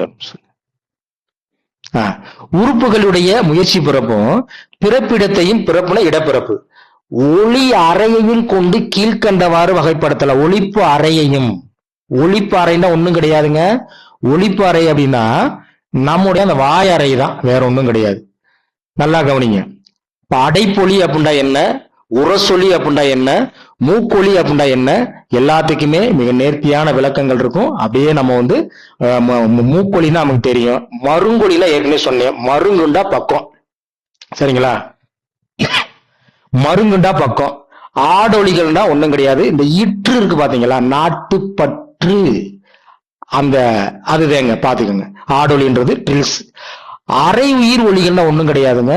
சில ஒலிகளை நாம் உச்சரிக்கும் பொழுது அது உயிரும் ஆகாமல் மெய்யும் ஆகாமல் இரண்டிற்கும் இடைப்பட்டு ஒலிக்கிறதுனால அதுக்கு பேரு அரை உயிர் ஒலிகள். அதையும் நம்ம வந்து பின்னாடி பார்க்கலாம். இப்ப நீங்க பாருங்க, இதை தான் விளக்கம் பார்க்க போறோம். இப்ப இதெல்லாம் புரிதலுக்காண்டி சொல்லியிருக்கேன். 28 வந்து உங்க மொழி வரலாறு புத்தகத்துல இருக்காது. நம்ம புரிவதற்கு என்னென்ன வழிகள்லாம் செய்யணுமோ எல்லாமே செஞ்சு வச்சிருப்போம். நான் அப்படித்தாங்க படிச்சேன் பாருங்க. இப்ப மெய்யெழுத்துக்கள் நமக்கு தெரியும், 18 எழுத்துக்கள் இருக்கு. இப்ப இடப்பிறப்பு உங்களுக்கு தெரியும். கசட தபர வல்லினம், ஞயன யமனம் இல்லைனா யாரல வளல இடையணும், இதெல்லாம் வந்து இடப்பிறப்பு. சரிங்களா? அடுத்து வந்து பாருங்க, ஒவ்வொன்றையும் நுணுக்கமா நம்ம கவனிக்கணும். வாயறையில் ஓரிடத்தில் மூச்சுக்காற்று ஒலிப்பானால் முழுவதும் தடை செய்யப்பட்டு, நான் ஏற்கனவே சொன்னேன், வாயறையில வந்து காற்று வந்து தடையில்லாம வெளியே வந்துச்சுன்னா அது உயிரொலி. அப்ப இங்க நம்ம என்ன சொன்னோம், தடை செய்யப்பட்டுச்சுன்னா அது மெய்யொலி. அப்ப வாயாகிய ஒரு அறையில ஒரு இடத்துல நான் மூச்சு விடக்கூடிய அந்த காற்றானது ஒலிப்பானால்னா என்னது, நம்ம ஏற்கனவே சொன்னோம், ஒலிப்பான் என்பது நாக்கு ஒரு ஒலிப்பான் தான், பல்லு ஒரு ஒலிப்பான் தான், இதழ் ஒரு ஒலிப்பான் தான். அப்ப ஒலிப்பானால் முழுவதும் தடை செய்யப்பட்டு திடீரென்று வெடிப்போடு வெளியேறும் ஒலிகள். இப்ப சொல்லி பாரு, கசட தபரன்னு சொல்லி பாருங்க, அப்படியே நமக்கு அது நுணுக்கமா ஒலி, அது வெடிப்பொலி, தடையொலி, அடைப்பொலி பாத்துக்கங்க. அடுத்து இந்த சான்று கொடுத்திருக்கோம் பாருங்க, கீழே எல்லாம் பாத்துக்கோங்க. இப்ப இந்த வெடிப்பொலி இருக்கு பாத்தீங்களா, அன்னக்கடை அடைப்பு ஏற்படும். அன்னக்கடைன்னா என்னது, அன்னம்டாலே மேல்வாய், மேல்வாயில வந்து அந்த கடைனா கடைசி. சொல்லி பாருங்க, கா சா ட த ப ர, அப்படியே உணர முடியுங்க. இந்த எழுத்துக்களுடைய பிறப்பை நீங்க படிக்கிறப்ப வந்து உணர்ந்து படிங்க. தமிழ் மொழியை வந்து நம்ம வந்து உணர்வு பூர்வமா, அதை அப்படியே உணர்ச்சி பூர்வமா உணர்ந்து நம்ம அவர் படிச்சு முடிச்சுக்கோங்க. அப்படியே நம்ம என்ன சொல்ல, அதனாலதான் சொல்லுவாங்க, தொல்காப்பியர் ஒரு இலக்கண ஆசிரியர் மட்டும் கிடையாதுங்க, திறனாய்வாளர்னு சொல்லலாம், மொழியில் அறிஞர்னு சொல்லலாம். அன்றைய காலகட்டத்திலேயே ஒரு எழுத்துக்கள் எப்படி நுட்பமாக பிறக்குதுன்றத உலகத்திலேயே சொல்ல முடியும் அப்படின்ற சொன்ன மொழி ஒரே மொழி நம்ம தமிழ் மொழி தான். பாத்தீங்க. அடுத்து பாருங்க, அடைப்பொலியை போலவே மேல இருக்க கருத்தை நம்ம சேர்த்துக்கணும். வாயறையில ஓரிடத்துல மூச்சு காற்று வந்து ஒலிப்பானால வந்து முழுவதும் அந்த மாதிரி பாத்தீங்க. அடைப்பொலியை போலேயே அமைந்து அன்னக்கடை மேல்வாயினுடைய அந்த கடைசி திறந்து மூக்கரை வழியாக மூச்சுக்காற்று வெளியே செல்லும் போது பிறக்கும் மொழிகள் தான் மூக்கொலிகள். இப்ப நல்லா பாருங்க, மேல்வாயுடைய அந்த கடைசி இருக்குங்களா, நம்முடைய மூக்கினுடைய அந்த ஹோல் ஓட்டை எங்க இருக்குன்னு பாருங்க, அது கீழே தான் இருக்கும். அப்ப அடைப்பொலியை போலவே அமைந்து அன்னத்தினுடைய அந்த கடைசி திறந்து மூக்காகிய அந்த அறை வெளியே மூச்சுக்காற்று வெளியே செல்லும் பொழுது பிறக்கக்கூடிய ஒலிகள் தான் மூக்கொலிகள், அதாவது மெல்லினம். சான்று வந்து கீழே கொடுத்திருக்கோம், பாத்துக்கோங்க. அடுத்து பாருங்க, வாயறையில் மூச்சுக்காற்று வரும்போது முழுவதும் தடுக்கப்படாமல், ஏன்னா உங்களுக்கு தடுத்தா அது தடையொலியாக மாறிடும். தடுக்குது, ஆனா என்ன கிடையாது, முழுசா தடுக்கல, ஒண்ணும் கிடையாதுங்க. நம்ம நடந்து போய்கிட்டே இருக்கோம், ஒருத்தர் நம்மள வந்து சரட்டுன்னு உரைச்சிட்டு போறேன், அதாவது நம்மளை வந்து தடுத்து உரைச்சி தள்ளிடல, ஆனா ஒரு உரசல் மட்டும் இருக்கு, நல்லா தெரிஞ்சுக்கங்க. அப்ப வாயறையில் மூச்சுக்காற்று வரும்போது முழுவதும் தடுக்கப்படாமல் ஒலிப்பானால் குறுக்கி, நல்லா பாருங்க, குறுக்கின என்னது, அதாவது வந்து அந்த ஒலிப்பானாகி அந்த வாயறை உள்ள வந்து பாத்தீங்கன்னா குறுக்கி, அதாவது உராய்வு தன்மை ஏற்பட்டு பிறக்கும் மொழிகள் தான் இந்த உரசொலிகள். இந்த இறை இல்லை சொல்லி பாருங்க, இர் இல், நல்லா பாருங்க, ரொம்பையும் நம்ம வந்து அழுத்தம் கொடுக்க மாட்டோம், அப்படியே அந்த அன்னத்தினுடைய அந்த இடத்த வந்து அப்படியே ஒரு லேசா வந்து பாத்தீங்கன்னா உரசும், அதான் மூச்சுக்காற்று. அடுத்து பாருங்க, மருங்கொலிகள் பாருங்க, மருங்கொலினால் பக்கத்தில் எழுதிக்கங்க, மருங்கொலிந்தாலும் பிரி வழி ஒளிந்தாலும் ஒண்ணுதான் கிட்டத்தட்ட. ஏன்னா ஒரு மொழி வரலாறுல இந்த மாதிரி சொல்லியிருப்பாங்க. நீங்க மொழியியல்ல வந்து ரா சீனிவாசன் அவர் எழுதின புத்தகத்துல வந்து என்ன பண்ணிருப்பாருன்னா இந்த வார்த்தையை பிரி வழி ஒளின்ற வார்த்தையை பயன்படுத்தி இருக்கிறார், பாத்துக்கோங்க. அப்ப நல்லா பாருங்க, அப்ப மூச்சுக்காற்று வாயறையில் ஓர் இடத்தை அடைந்து நாக்கின் இரண்டு மருங்கிலும், நாக்க மேல் நோக்கி நீங்க வளைச்சீங்கன்னா இரண்டு மருங்கிலும், மருங்குண்டா பக்கம், வெளிவருவதால் பிறக்கும் மொழிகள் தான் மருங்கொலிகள். இப்ப இந்த சொல்லி பாருங்க, நீங்க வந்து இன்னும் பாடுத்து பாருங்க, நாக்கி நுனி மேலே எழுந்து உள்நோக்கி வளைந்து பின் வேகமாக கீழே வரும்போது, அதாவது அன்னத்தில், அதை நான் மாத்திக்கங்க, அன்னத்தில் மோதுவதால் பிறக்கும் மொழி வருடொலி. இப்ப நீங்க மேல உரசொலியிலையும் அந்த இரு இல்லு வரும், நல்லா தெரிஞ்சுக்கங்க, இங்க குழம்பிடக்கூடாது. உரசொலிந்தாலும் இரு இல்லு வருங்க, வருடொலியில வர்றப்ப இரு வருங்க, பிரி வழி ஒளின்னு போட்டுக்கங்க. அங்க 3 லகரமே வரும். யூஜிடிஆர்பி கேள்வி இது பிரி வழி ஒளி, அதுல 3 லகரத்தையுமே நீங்க போட்டுக்கங்க, எழுதிக்கங்க, பாத்துக்கங்க. சரி, அடுத்து பாருங்க. அதுதான் அடுத்து பாருங்க, ஆடொலி பாருங்க. ஆடொலி மூச்சு காற்று வெளியேறும் போது இதழ்களோ நுனிநாக்கோ உள்நாக்கோ வேகமாக, நல்லா தெரிஞ்சுக்கங்க, அதிரும்படி ஆடும்படி அமைகின்ற ஒளிதான், அதாவது பிறக்கின்ற ஒளிதான் ஆடொலி. பாத்துக்கோங்க. இந்த ஈற்றுன்னு சொல்லி பாருங்க, ஈற்று. அதே மாதிரி ராவுக்கும் வேறுபாடு நல்லா தெரிஞ்சுக்கணும். இடையினர் அகரத்திற்கும் வல்லினர் அகரத்திற்கும் வேறுபாடு உண்டு. அடுத்து பாருங்க, அரை உயிர் ஒளி பாருங்க. நான் ஏற்கனவே சொன்னேன், வேண்டா பக்கத்தில் எழுதிக்கங்க.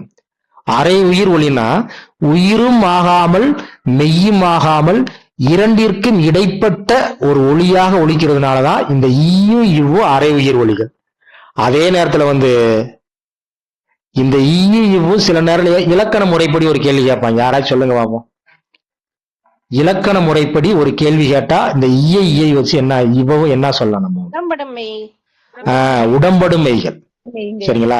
ஈயை இவ்வும் ஈ ஐ வழி எவ்வும் ஏனைய 9 உயிர்கள் வழி பாத்தீங்கன்னா வவ்வும். உடம்படுமை புணர்ச்சி. நிலைமொழி ஈற்றெழுத்து உயிரெழுத்தாகவும் வருமொழியின் முதல் எழுத்து உயிரெழுத்தாக இருந்தால் தமிழில் உயிரும் சேராது. இவர்கள் இருவரையும் உடம்படுத்துவதற்கு யகரமையும் வகரமையும் இடையில் தோன்றும். எந்தெந்த உயிரெழுத்துக்கள் நிலைமொழி இறுதி எழுத்தா வந்துச்சுன்னா யகர உடம்படுமை வரும். எந்தெந்த உயிரெழுத்துக்கள் நிலைமொழியின் இறுதி எழுத்து உயிரெழுத்தா வந்துச்சுன்னா வகரம் உடம்படுமை வரும் என்பதை நாம் இலக்கணத்தில் நம்ம நடத்தியிருக்கோம். அங்க விரிவாக பார்த்துக்கலாம். அடுத்து பாருங்க, இவ்வொலிகளை குறிக்க பயன்படுத்தப்படும் குறியீடுகள் தான் உலக ஒளியியல் கழக குறியீடுகள். இப்ப நல்லா தெரிஞ்சுக்கங்க. இப்ப ஒரு மொழியியல் ஆசிரியர் நம்ம கிட்ட லகரம் 3 லகரத்தை அவர் சிறப்பு லகரம், பொது லகரம் இப்பெல்லாம் நம்மகிட்ட பேச மாட்டாரு. இப்ப நான் ஒரு மொழியியல் ஆசிரியர்னா, நீங்க ஒரு மொழியியல் சார்ந்து நம்ம படிக்கிறோம்னா நம்ம எந்த வார்த்தையை பயன்படுத்துறோம் தெரியுங்களா? மருங்கொலி, பிரிவெளி ஒளி, ஆடொலி, தடையொலி, இந்த மாதிரி சொற்களை நம்ம என்ன பண்ணுவோம், நம்ம பயன்படுத்துவோம். நல்லா தெரிஞ்சுக்கங்க. சரிங்களாங்க? அதுதாங்க. அடுத்து பாருங்க, ஒளியியல் ஆராய்ச்சி. நான் மீண்டும் சொல்றேன், நாம் எதை நீங்க பிஜிடிஆர்பிக்கு வந்துட்டீங்கன்னா முதல்ல நேரம் இல்லை, இதை கவனிக்கிறது எனக்கு நேரம் இல்லை, பார்த்துக்கிறலாம், இன்னி நேரம் இருக்கு, படிச்சுக்கிறலாம். இத போய் இப்படி கவனிக்கணுமா? இந்த மனப்பான்மையிலிருந்து வெளியே வந்துருங்க. பெரும்பாலான தோல்விக்கு காரணம் இதுதான். நான் படிக்கிறப்ப எல்லாம் ஒரு சின்ன தகவலை கூட என்னுடைய வாழ்க்கை அப்படின்னு நினைப்பேன். இத நம்ம விட்டுட்டு போயிட்டோம்னா, ஒருவேளை இதுல இருந்து ஒரு கேள்வி கேட்டா நம்ம என்ன பண்றது? இதனால நம்ம கட் ஆஃப்குள்ள போகாம நம்ம வாழ்க்கை போயிருச்சுன்னா, அப்ப பொறுமை அவசியம், அலட்சியம் கூடவே கூடாது. நாம் இன்னைக்கு ஒரு சின்ன அலட்சியம் போறது வாழ்நாள்ல பல வருடங்கள்ல வருத்தப்பட்டு உட்கார வேண்டிய சூழல் வந்துருங்க. நல்லா தெரிஞ்சுக்கங்க. தமிழை பொறுத்த வரைக்கும் இப்ப நம்ம கொடுத்திருக்க மெட்டீரியல்லாம் ஒரு கருத்து அனாவசியமான கருத்து இருக்காது. ஒவ்வொன்றும் ஒரு வினா. நல்லா புரிஞ்சுக்கங்க. எப்ப நீங்க இந்த எண்ணத்துக்குள்ள நீங்க வரலையோ, நம்ம வெற்றி என்பது கேள்விக்குறிதான். தேர்வு முடிச்சு வந்துட்டு வருந்துவதால் எந்த பயனும் கிடையாது. புத்திசாலித்தனமா ஒரு இலையில அனைத்து வகையான பொருள்களையும் நம்ம பரிமாறுறோம்னா ஒரு சிறு பருக்கைய கூட நம்ம விட்டுறக்கூடாது. அதையும் நம்ம எடுத்து சாப்பிட்டு போயிடும். நல்லா தெரிஞ்சுக்க. ஒளியியல் ஆராய்ச்சி பாருங்க. ஒளியியல் ஆராய்ச்சியில் ஒளிகளின் எண்ணிக்கையையும் அவற்றின் ஒளி பண்புகளையும் ஆராய்வதே மிக முக்கியமாகும். நான் ஏற்கனவே என்ன சொன்னேன்? மொழியியல் என்றாலே ஒளியன் ஒளியியல். ஒரு ஒளி எப்படி உச்சரிக்கப்படுகின்றது, அதோட எண்ணிக்கை என்ன, அதோடைய பண்பு என்ன, இதெல்லாம் ஆராய்ச்சி செய்யறது ரொம்ப முக்கியம். பாருங்க, 2019 இது வரைக்கும் நீங்க மொழி வரலாறு படிச்சிருப்பீங்க. சக்திவேல் புத்தகத்துல இந்த பொருள் அப்படின்ற வர்ற இடத்துல வந்து சொல்லுண்டு வந்துருந்துச்சு. இத பார்த்தே நானும் 2019 இந்த கேள்விய வந்து அதை சாய்ஸ் எப்படி கொடுத்திருக்கான் பாருங்க. சொல்லுன்ற ஒரு தெரிவு இருக்கு, பொருள்ன்ற ஒரு தெரிவு இருக்கு, ஒன்னு ரெண்டு தெரிவு வந்து பாத்தீங்கன்னா தொடர எதை வச்சிருந்தேன். சக்திவேல் புத்தகத்துல பொருள் வேறுபாட்டிற்கு காரணமாண்டி கிடையாது, சொல் வேறுபாட்டிற்கு காரணமான்னு கொடுத்திருக்கிறாங்க. அப்ப நாங்க எதை போடுவோம்? அதைத்தான் போட்டோம். அதுக்கப்புறம் வந்து நிறைய வந்து பார்க்கும் பொழுது இதுல எவ்வளவு நுணுக்கமான ஒரு கேள்வி கேட்டிருக்கான்றது அப்பதான் நமக்கு புரியுது. பாத்துங்க. அப்ப நல்லா பாருங்க, மொழி வேறுபாட்டிற்கு மன்னிக்கணும், பொருள் வேறுபாட்டிற்கு காரணமாக அமைந்த மிக குறைந்த ஒளி வேறுபாட்டையே ஒளியன் என்கிறோம். இப்ப அப்படியே கீழே பாருங்க. இப்ப அடு என்பது ஆடு என்பது ஒரு உருவன், அதாவது சொல்லு. இப்ப அடு அப்படின்றது சொல்லினுடைய முதல்ல வந்து பாத்தீங்கன்னா ஆ வந்திருக்கு. அடுத்த ஆடுல வந்து சொல்லினுடைய முதல்ல அதே அகரம் வந்து ஆகாரமா வந்து மாறிடுச்சு. சரிங்களா? அப்ப அடுன்னா ஒண்ணும் கிடையாது, சமை. ஆடுன்னா நடனம் செய். அப்ப இந்த இருக்க உங்ககிட்ட ஒரு கேள்வி கேட்கிறேன். இப்ப ரெண்டுக்கும் பொருள் வேறுபாடிற்கு காரணம் வந்து என்ன?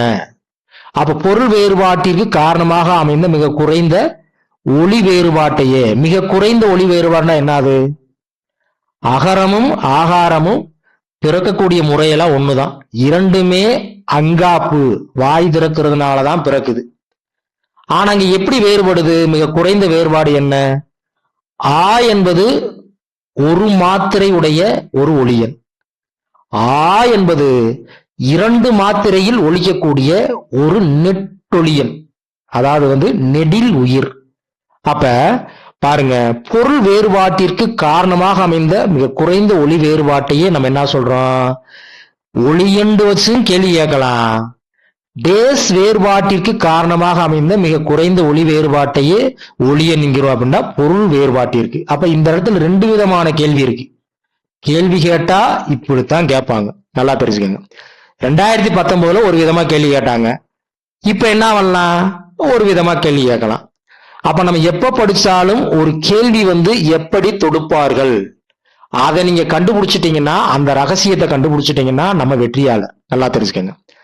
தமிழில் ககரம் இவற்றிற்கு ஏற்ப மாறுபடும், சூழலுக்கு ஏற்ப என்ன பண்ணும்? மாறுபடும். அதாவது தன்னுடைய ஒலிப்பு முறையை வந்து மாற்றிக்கொள்ளும். சூழல் அப்படின்னா இடம் தான். நம்மளே சொல்றோம்ல, ஒன்னும் சூழல் சரியில்லைங்க அப்படின்னா என்ன சூழல் சரியில்லை பாத்தீங்களா, எய்த்த வீட்டுக்காரர் எப்படி இருக்கான்னு பாருங்க அப்படின்னுவோம். அப்ப சூழல் என்பது வெவ்வேறு பொருளை தந்தாலும் இந்த இடத்துல வந்து சூழல் என்பது இடம். சரி, எந்த இடம்? நம்ம ஏற்கனவே படிச்சிருக்கோம்.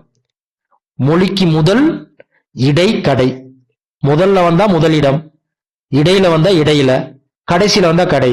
அப்ப ககர ஒளியனின் மாற்றொலிகள் நல்லா பாருங்க, கே ஹச் ஜி. இந்த இருக்கு, நல்லா கவனிச்சுக்கோங்க. என்கிட்ட டெமோ கிளாஸ்ல கவனிச்சுக்கணும்னு சொன்னீங்க, ஐயா இந்த விளக்கம் இப்படி இருக்குன்றது இப்பதான் எங்களுக்கு தெரிஞ்சு அப்படின்னாங்க. மறுபடியும் அந்த விளக்கத்தை சொல்றேன், நல்லா பாருங்க. பாருங்க, இப்ப கா என்பது ஒரு ஒளியன், மொழியல்ல வந்து ஒரு ஒளி. இதோட மாற்றொலினா என்ன? மாற்றொலினா என்ன?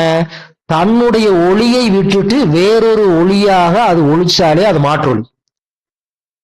அப்ப ககரம் வந்து சூழலுக்கு ஏற்றார் போல, இடத்திற்கு ஏற்றார் போல 3 மாற்றொலிகளாக ஒலிக்கும். சரி, எந்தெந்த இடங்கள்ல? நல்லா பாருங்க. ககரம் வந்து இந்த கீழே இருக்கு பாருங்க, இத பாருங்க. ககரம் வந்து மொழிக்கு முதல்லையும் அது ஒரு சொல்லுல வந்து இரட்டிப்பாக வரும் பொழுது அதோட உச்சரிப்பு வந்து எப்படி இருக்கும்னா கே போல. நல்லா தெரிஞ்சுக்கிறங்க, இங்க அப்படின்னு ஒரு கற்பனைக்கு போயிடணும். கா வேறு, கே வேறு. இப்ப நல்லா பாருங்களேன், கடல் கடல். இப்ப அந்த ஆங்கிலத்தில் கொடுக்கும் பாருங்க, கடல். இதே காவை நீங்க வேற மாதிரி சொல்லுங்க, தனியா சொல்லுங்க, கா.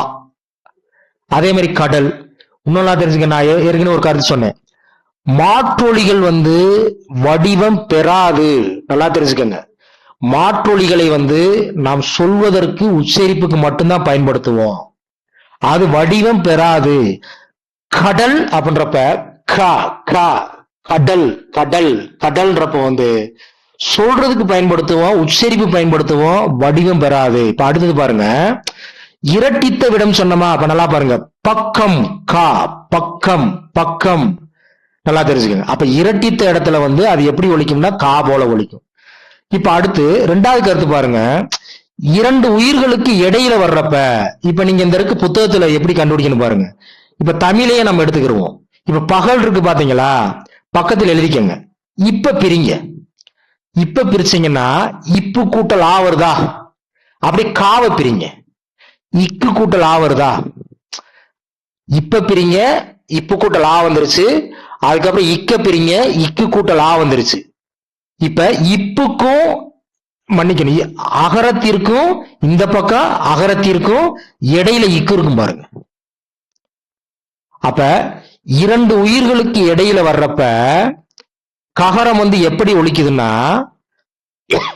ஹச். இப்ப நீங்க சொல்லி பாருங்க, காவுக்கும் ஹச், அதாவது பகல் ஹா ஹா, வடமொழி எழுத்து ஒரு மாதிரி உச்சரிப்பு வருங்க, பகல் ஹல்.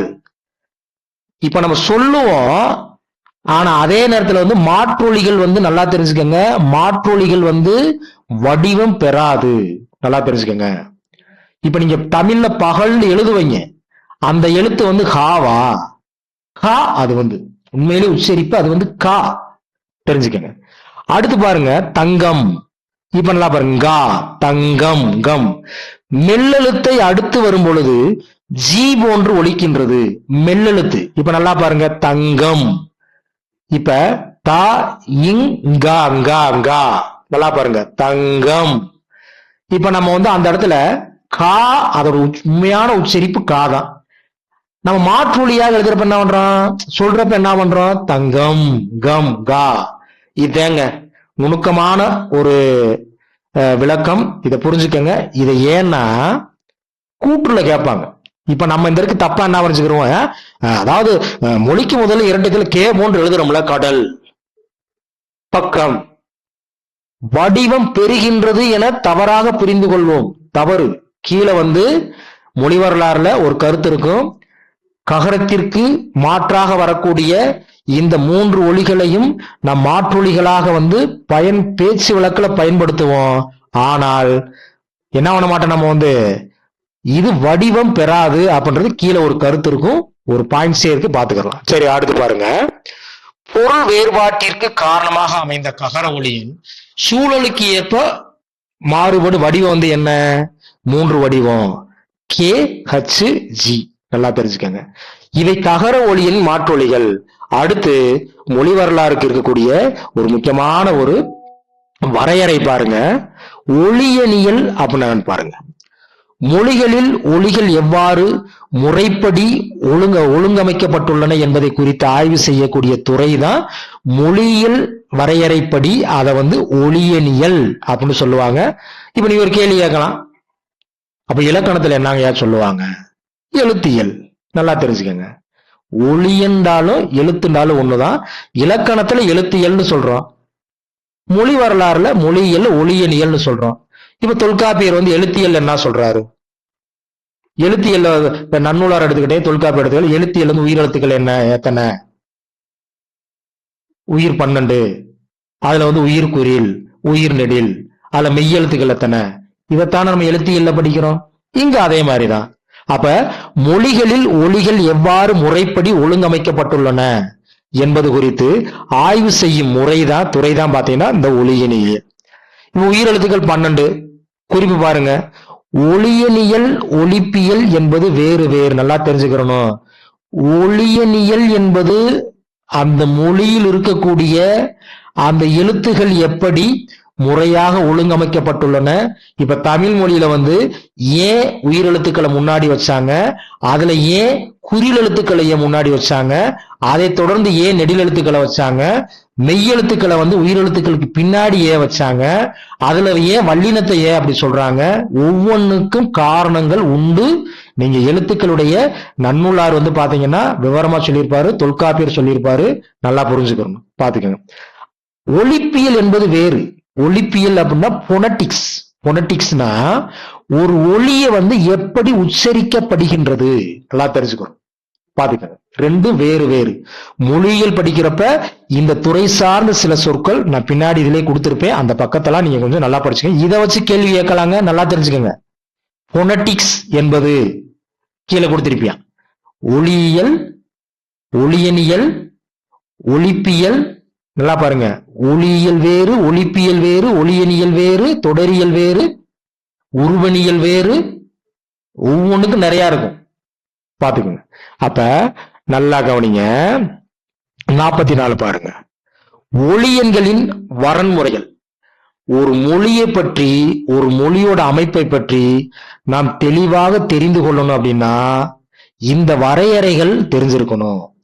இப்பயும் நம்ம தமிழாசிரியர் குழுவுல புலனக்குழுன்னு எடுத்துக்கிட்டீங்கன்னா அங்க இருக்கக்கூடிய ஒரு தமிழாசிரியர் கேட்கிறாரு, ரகரத்திலையும் லகரத்திலையும் வர்ற மாதிரி ஒரு நல்ல தமிழ் பெயரா இருந்தா சொல்லுங்கன்னு கேட்கிறாரு. யாரா இப்படி கேட்கிறாருன்னு உள்ள எடுத்து பார்த்தோம்னா அவர் பெயருக்கு பின்னாடி நல்லா பாருங்க, எம்ஏ, எம்ஃபில், பிஎட், டாக்டர் பட்டம் என்னென்னமோ வாங்கியிருக்கிறாரு. அவருடைய கேள்வி பாருங்க, ரகரத்திலையும் லகரத்திலையும் வர்றது மாதிரி நல்ல ஒரு தமிழ் பெயர் சொல்லுங்கன்னா, ரகரமும் லகரமும் தமிழுக்கு மொழியில வருமா? மொழிக்கு முதல்ல வருமா? இன்னைக்கு பெரும்பாலானோட இப்படித்தான் இருக்கு. நம்ம என்ன பண்ண முடியும்? நல்லா பாருங்க. அப்ப ஒரு மொழியின் ஒளியன் எழுத்து சொல்லின் முதல் இடைக்கடை ஆகிய இடங்களில் எவை எவை வரும், எவை எவை வராது என்பதன் மூலம் அம்மொழியின் அமைப்பை தெளிவாக தெரிந்து கொள்ளலாம். இதுக்குதான் நம்ம மொழி முதல் எழுத்துக்கள், மொழி இறுதி எழுத்துக்கள், மெய்மயக்கம் படிச்சிருப்போம். நம்ம பாத்துக்கங்க. இரண்டாவது கருத்து பாருங்க, தமிழ் இலக்கண நூல்கள் யாவும் மொழிக்கு முதல் ஈற்று எழுத்துக்களையும் மெய் மயக்கங்களையும், வேற்றுநிலை மெய்மயக்கம், உடல்நிலை மெய்மயக்கம், எந்தெந்த மெய் எழுத்துக்கள் தன்னோடு தானே சேர்ந்து வரும், எந்தெந்த எழுத்துக்கள் தன்னோடு தானே சேர்ந்து வராது, தன்னோடு பிற எழுத்துக்களோடு சேர்ந்து வரக்கூடிய இதெல்லாம் நான் இலக்கணத்துல தெளிவா நடத்தியிருக்கேன். பழைய ஆட்களுக்கு உங்களுக்கு தெரியும், புது ஆட்களுக்கு நம்ம நடத்துவோம் பாருங்க. அதாங்க. அடுத்து மாற்றொலி பாருங்க. ஒவ்வொன்னையும் நம்ம கடந்து வர்றப்பதான் என்ன சொல்ல வர்றாங்கன்றது நமக்கு புரியும். பாத்துக்கங்க. ஒளியனியல் ஆய்வில் பல ஆய்வு கொள்கைகள் பயன்படுத்தப்படுகின்றன. அதுல அதாவது மொழியியல் அடிப்படையில ஒரு எழுத்துக்களை பத்தி ஆய்வு செய்யும் பொழுது பல ஆய்வு கொள்கைகளை அங்க பயன்படுத்துறாங்க. அதுலதான் பாத்தீங்கன்னா வேற்றுநிலை வழக்கு, துணைநிலை வழக்கு, உறழ்ச்சி. இப்ப வழக்குண்டா நம்ம இலக்கணத்துல படிச்சிருப்போம். வழக்குண்டா என்னது? மரபு. சரி, மரபுண்டா என்ன, வழக்குண்டா என்ன? அதுக்கு ஒரு விளக்கமே இருக்கு. நம் முன்னோர்கள் எந்தெந்ததை எப்படியெல்லாம் பயன்படுத்தினாங்களோ அந்தந்ததை அப்படியே பயன்படுத்துறது பேரும் வழக்கம். சரிங்களா? இப்ப நம்ம மொழியியல்ல வேற்றுநிலை வழக்குண்டா என்ன, துணைநிலை வழக்குண்டா என்ன, உறழ்ச்சிண்டா என்ன? நல்லா பாருங்க. 46 பாருங்க. இங்க நீங்க என்ன தப்பு பண்ணுவீங்க, எந்த சொல்லு உங்களை குழப்பி விடும், பார்ப்பதற்கு அப்படியே இதுதான் சரின்றது மாதிரி இருக்கு, தவறா இருக்கும். அங்கதான் புரிதல் பாருங்க. இப்ப நல்லா கவனிங்க. இரு ஒலிகள் ஒரே அல்லது ஒத்த சூழல் நான் ஏற்கனவே சொன்னேன். சூழல்னா என்ன? இடம்.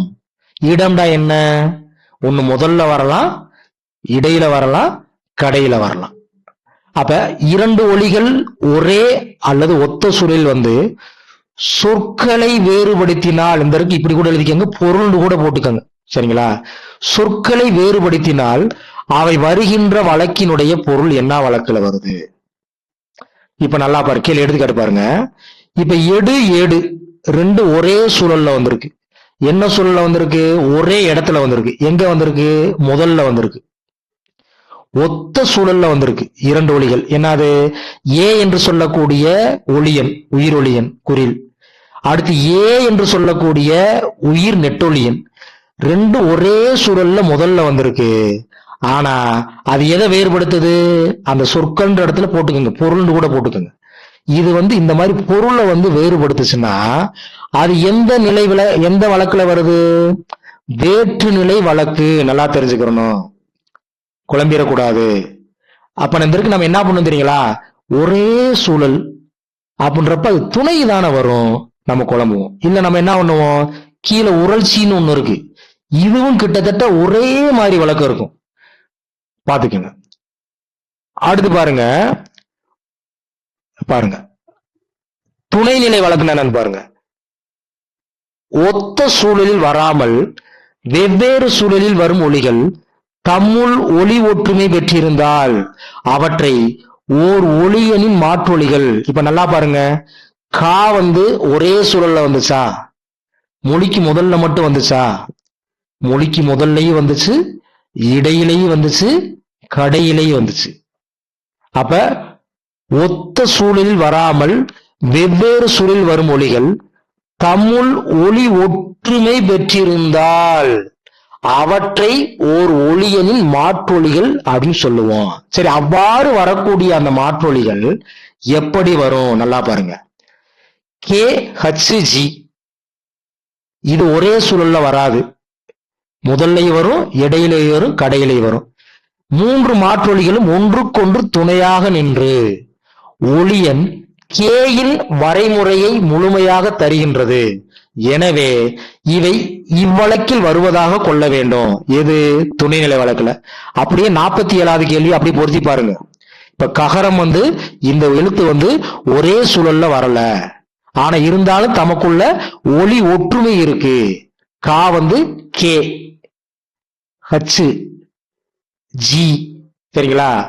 கா அந்த வார்த்தையை சொல்ற போறங்க தனிப்பட்டு உச்சரிக்க கூடாது. நீங்க பக்கம், தங்கம் பாத்துக்கோங்க. பகல், பக்கம் கா, பகல் ஹா, தங்கம் கா, ஒலி ஒற்றுமை இருக்கா? அதுதான். அப்ப இது துணைநிலையில வளர்க்கணும். கேள்வி எப்படி கேட்பாங்கன்னா, மாற்றொலிகள் என்னது வேற்றுநிலை வழக்குல வராது, துணைநிலை வழக்குல வரும். பாத்துங்க. அடுத்து கீழே எடுத்துக்காட்டி ஏற்கனவே எல்லாம் விளக்கிட்டேன், பாத்துக்கோங்க. இப்ப இந்த உரட்சியை நல்லா கவனிங்க. இந்த உரட்சிக்கும் வேற்றுநிலை வழக்குக்கு தான் நீங்க தப்பு பண்ணுவீங்க. நல்லா பாருங்க. ஒரே ஒளிச்சூழில் இரண்டு ஒலிகள் மேல பார்த்தோமா, அதே விளக்கம் தான் அங்க வரும். நல்லா தெரிஞ்சுக்கங்க. அதாவது இரண்டு ஒலிகள் ஒரே ஒத்த சூழல் அதே தாங்க.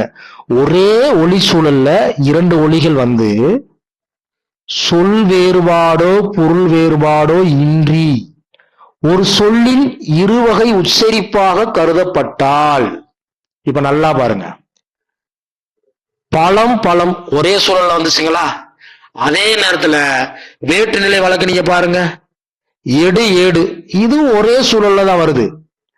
ஆனா இங்க பொருள் மாறி போயிருது. ஆனா இங்க ஒரே சூழல்ல ரெண்டு ஒலிகள் வருது. எங்க பழம் பழம் ரெண்டுமே நடுவுல தான் வருது, எழுத்து இடையில தான் வருது. ஒண்ணு சிறப்பு லகரம். நீங்க ஒரு கேள்வி கேட்கலாம், ஐயா பழம்டா ஃப்ரூட்டு, கீழே பழம்டா, அதான் எழுதுறோம்ல. நல்லா தெரிஞ்சுக்கிறணும். மொழி வரலாறுல இப்ப நம்ம நம்மளே கடையில போய் ஐயா கடைக்காரரே ஒரு வாழை பழம் கொடுங்கள்டா கேட்கிறோம். நம்ம கடைக்காரரே ஒரு வாழைப்பழம் கொடுங்க அப்படின்னு கேட்கிறோம். அப்ப பேச்சு வழக்கு பிரகாரம் சிறப்பு லகரத்தை நம்ம அந்த இடத்துக்கு பயன்படுத்துறது கிடையாது, சரிங்களா? அப்ப அந்த இடத்துல நம்ம என்ன பண்றோம் அப்படின்னா, நல்லா தெரிஞ்சுக்கோங்க. அந்த இடத்துல நல்லா தெரிஞ்சுக்கோங்க, இடையில என்ன பண்ணுது, ஒரே சூழல்ல அந்த இடத்துக்கு லகரம் வந்தாலும் அங்க பொருள் வேறுபாடை பாத்தீங்க அப்படின்னா அந்த இடத்துக்கு தரல. அதனால இது உரட்சி. உரட்சின்னா என்ன? அது நல்லா தெரிஞ்சுக்கோங்க. உரட்சின்னா ஒரு சொல்ல இருவேறு உச்சரிப்பாக பயன்படுத்துறது தான் உரட்சி. நல்லா தெரிஞ்சுக்கோங்க. உரட்சின்னா ஒரு சொல்ல இருவேறு உச்சரிப்பாக நான் பயன்படுத்தணும்னா அதுக்கு பேரு உரட்சி. அப்ப கனி, கனி என்று பொருள் தரக்கூடிய இந்த பழத்தை நாம் பழம் என்று பயன்படுத்துறதுனால இது உரட்சி. நல்லா தெரிஞ்சுக்கோங்க. அடுத்து முக்கியமானது பாருங்க, நம்மளை பொறுத்த வரைக்கும் எல்லாமே முக்கியமானதுதான். பாருங்க, ஒளியன் பற்றிய வரையறை பாருங்க. ஒளியன் பற்றிய வரையறை இது யூஜிடிஆர்பில கேட்டிருந்தாங்க. இதெல்லாம் ரொம்ப நுணுக்கமானது பாருங்க. ஒளியன்கள் வேற்றுநிலை வழக்கில் நிற்பவனவாகும். நல்லா தெரிஞ்சுக்கோங்க. ஒளியன்கள் அப்படின்னு நாங்க பார்த்தோம் பாருங்க. இப்ப கா ஒளியன்களா? நல்லா தெரிஞ்சுக்கங்க. கா இங்க ஒளியன்களா? நல்லா தெரிஞ்சுக்கோங்க. ஒளியன்கள் வேறு, ஓர் ஒளியனின் மாற்று ஒலிகள் என்பது வேறு. நல்லா தெரிஞ்சுக்கோங்க. அப்ப ஒளியன்கள் வேற்றுநிலை வழக்கில் நிற்பவனவாகும். அடுத்து ஓர் ஒளியனின் மாற்றொலிகள். இப்ப கா என்பது ஓர் ஒளியன், ஓர் எழுத்து. இதோட மாற்றொலி என்னது? இப்ப நம்ம KHG புரியிருக்கான்னு சொல்றோம். பக்கம் கா, தங்கம் கா, பகல் கா. அப்ப ஓர் ஒளியனின் மாற்றொலிகள் வேற்றுநிலை வழக்குல வராது. என ககரத்தோட மாற்றொலிகள் வேற்றுநிலை வழக்குன்னா அங்க பாத்தீங்க அப்படின்னா பொருள் மாறுபட்டுரும். நல்லா தெரிஞ்சுங்க. அப்ப எந்த வழக்குல வரும்? துணைநிலை வழக்கிலோ அல்லது உரட்சியில தான் வரும். நல்லா தெரிஞ்சுக்கங்க. அடுத்து ஓர் ஒளியனின் மாற்றொலிகள் இந்த பாருங்க, துணைநிலை வழக்கிலோ உரட்சியிலோ வரும். இப்ப நல்லா பாருங்க. இப்ப நான் மறுபடியும் மேல வர்றேன் பாருங்க. இப்ப நல்லா பாருங்க. கா என்பது இந்த ஒளியனின் மாற்றொலிகள் KH என்னது G, அதாவது கா, கா, ஹா. நான் ஏற்கனவே என்ன சொன்னேன்? இப்ப நீங்க இந்த எடுத்துக்காட்டு எங்க சொல்லியிருக்கோம்? துணைநிலை வழக்குல சொல்லியிருக்கிறோமா? அதே மாதிரி பழம் பாருங்க. சிறப்பு லகரத்திற்கு மாற்றொலியாக எதை பயன்படுத்துறோம்? பொது லகரத்தை பயன்படுத்துறோமா? அப்ப ஓர் ஒளியனின் மாற்றொலிகள் துணைநிலை வழக்கிலோ அல்லது உரட்சியாகத்தான் வரும். கீழே நான் எடுத்துக்காட்டு கொடுத்திருக்கேன். ககரத்தின் மாற்றொலி இந்த பாருங்க கொடுத்திருக்கேன். அதே மாதிரி உரட்சி பாருங்க, பழம் பழம். அடுத்து நல்லா பாருங்க, ஒளியன்கள் மொழியின் சிறப்புடை மிக சிறிய அடிப்படை அலகுகளாகும். அலகுன்னா ஒண்ணும் கிடையாதுங்க, ஒரு பகுதி. இப்ப நீங்க பகுபத உறுப்பிலங்கள் பிரிக்கிறீங்க பாத்தீங்களா? இப்ப பார்த்தான் அப்படின்னா பார் கூட்டல் இத்து கூட்டல் இத்து கூட்டல் ஆண். அது ஒரு சிறு அலகு. ஆங்கிலத்தை ஒரு யூனிட், ஒரு பிரிவு, ஒரு பார்ட். சரிங்களா? அதுதான். அப்ப ஒளியன்கள் மொழியின் சிறப்புடைய மிக சிறிய அலகுகள். இப்ப நீங்க இலக்கணத்துல பிரிக்கிறப்ப, பகுபத உறுப்பிலக்கணம் பிரிக்கிறப்ப ஒவ்வொன்னையும் பிரிச்சு ஒரு பேர் வைக்கிறீங்க. இது பகுதி, இது சந்தி, இது விகாரம், இது இடைநிலை, இது சாரியை, இது விகிதின்னு வைக்கிறீங்க. அதே மாதிரி மொழியிலையும் ஒரு சொல்ல பிரிக்கிறப்ப நம்ம சிறு சிறு கூறுகளாக நாம் பிரித்து பெயர் வைக்க முடியும். நீங்க நல்லா கவனிங்க. நான் ஒரு கருத்து சொன்னேன்னா, மாற்றொலிகள் அடிப்படை அலகுகள் அல்ல. ஏன்னா மாற்றொலிகளுக்கு வடிவமே கிடையாது. அப்புறம் எப்படி அது ஒரு அழகா நம்ம பிரிக்க முடியும்? ஒரு பகுதியை அப்படி பிரிக்க முடியும்? ஒரு மொழிக்கு எழுத்து வடிவம் கொடுக்கும் பொழுது ஒளியன்களே எழுதப்படுகின்ற வார்த்தை நல்லா கவனிங்க. இங்க மீண்டும் மீண்டும் நான் ஆழமான கருத்து சொல்றேன். அதாவது இப்ப நல்லா பாருங்க. இப்ப பகல் அப்படின்னு சொல்றப்ப நம்ம பா ஹா ஹா ஹா ஹாண்டு சொன்னாலும் அந்த மாற்றொலியினுடைய வடிவத்தை நாம் அங்கு எழுதுவது கிடையாது. அந்த எழுத்துக்குரிய என்ன வடிவமோ காவத்தான் அங்க நம்ம எழுதுறோம். இப்ப நீங்க புரியுதுங்களா? ஒரு மொழிக்கு எழுத்து வடிவம் கொடுக்கும் பொழுது ஒளியன்களாலேயே அந்த மொழிக்குல என்ன எழுத்து இருக்கோ அந்த வடிவத்தை தான் நாம் எழுதுறோம். அந்த எழுத்துக்கு மாற்றொலிகளாக வரக்கூடிய அந்த மாற்றொலிகள் எழுத்து வடிவங்களாக பெறுவது இல்லை. இப்ப நீங்க பகல் அப்படின்னு எழுதுறப்ப பா போட்டு வடமொழித்து ஹா போட்டு எழுதலாமா? எழுத மாட்டோம். நல்லா தெரிஞ்சுக்கங்க. மொழிகளில் காணப்படும், இப்ப நல்லா பாருங்க. அடுத்து நம்ம இப்ப எங்க வர்றோம்னா, இலக்கணத்துல எப்படி எழுத்தியல் முடிச்சிட்டோமோ அது மாதிரி எழுத்த படிச்சுட்டு எங்க போவோம்? சொல்லுக்கு போவோமா? மொழியியல்ல ஒளியனை பத்தி இப்ப நம்ம தெரிஞ்சுக்கிட்டோம். இப்ப நம்ம அடுத்து எங்க போறோம்னா, அந்த ஒளியன்கள் சேர்ந்தது உருபன், எழுத்துக்கள் சேர்ந்தது சொல். நல்லா தெரிஞ்சுக்கங்க. அப்ப மொழிகளில் காணப்படும் சொற்களின் உள் அமைப்பை ஆராய்வது உருவனியல் அல்லது பாருங்க மார்பாலஜின்னு சொல்லுவாங்க. சொல்லியல் உங்களுக்கு புரியிருக்காண்டி அந்த இருக்க நான் சொல்லியல்னு போட்டிருக்கேன். அப்ப உருவன் அப்படின்னா சொல்லு, உருவனியல் அப்படின்னா சொல்லியல். அடுத்து பாருங்க 50 பாருங்க. அமெரிக்க இந்திய மொழிகளை ஆராய்ந்த பொழுது அம்மொழிகளின் அதாவது என்னது அந்த அமெரிக்க இந்திய மொழிகளுடைய அமைப்பினை அறிய சில வழிமுறைகளை வகுத்தவர்கள் யாருன்னு பாத்தீங்கன்னா போயாசும் சபீரும். நல்லா தெரிஞ்சுக்கங்க. அந்த விதிமுறைக்கு பேர் என்னன்னா அப்படின்னா ஐட்டம் அண்ட் ப்ராசஸ் பாத்தீங்க.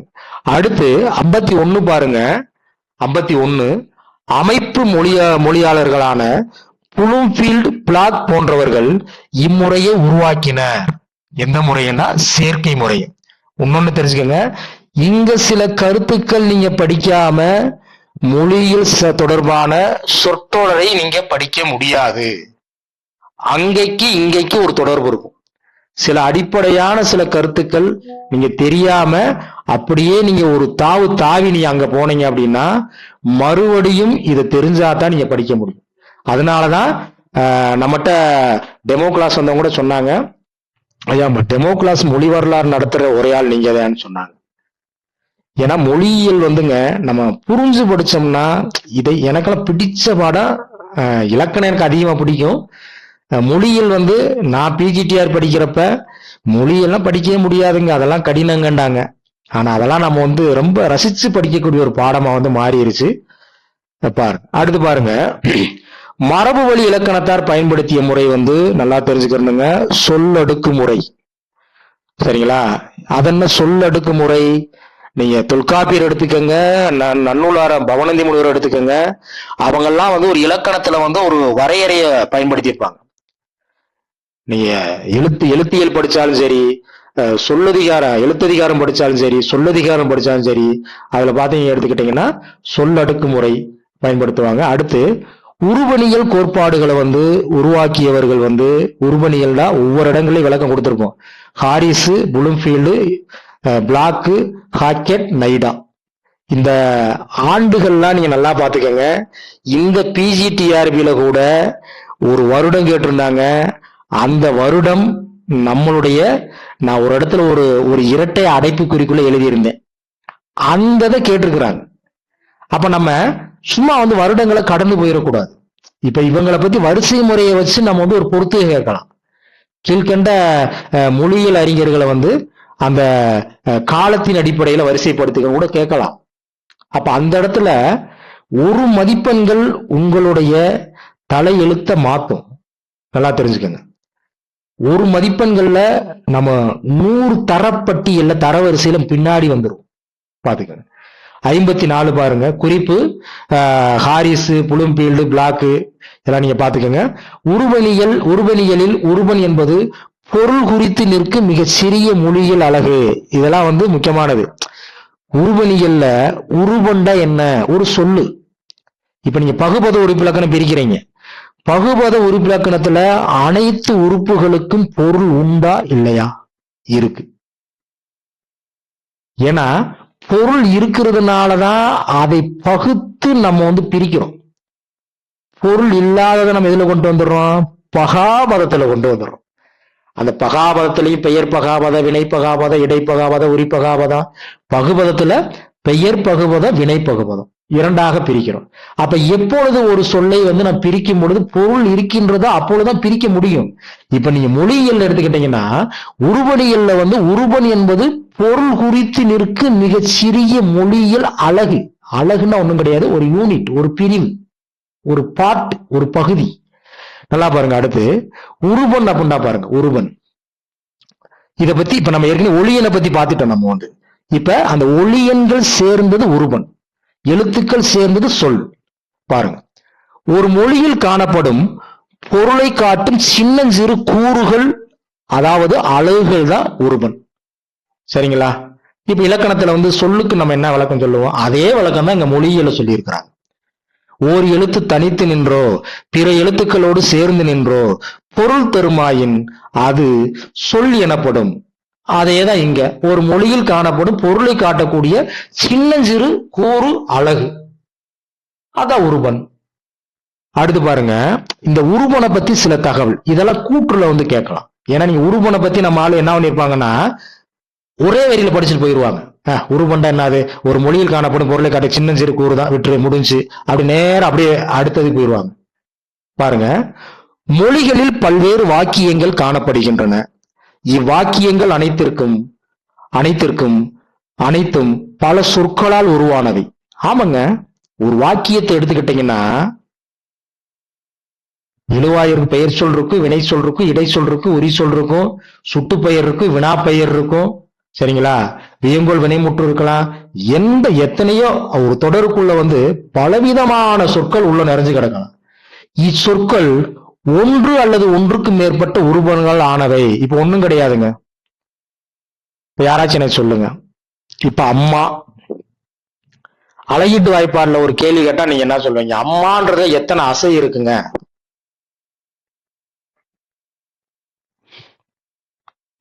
அம்மான்றதுல அசை பிரிச்சா எத்தனை அசை வரும்?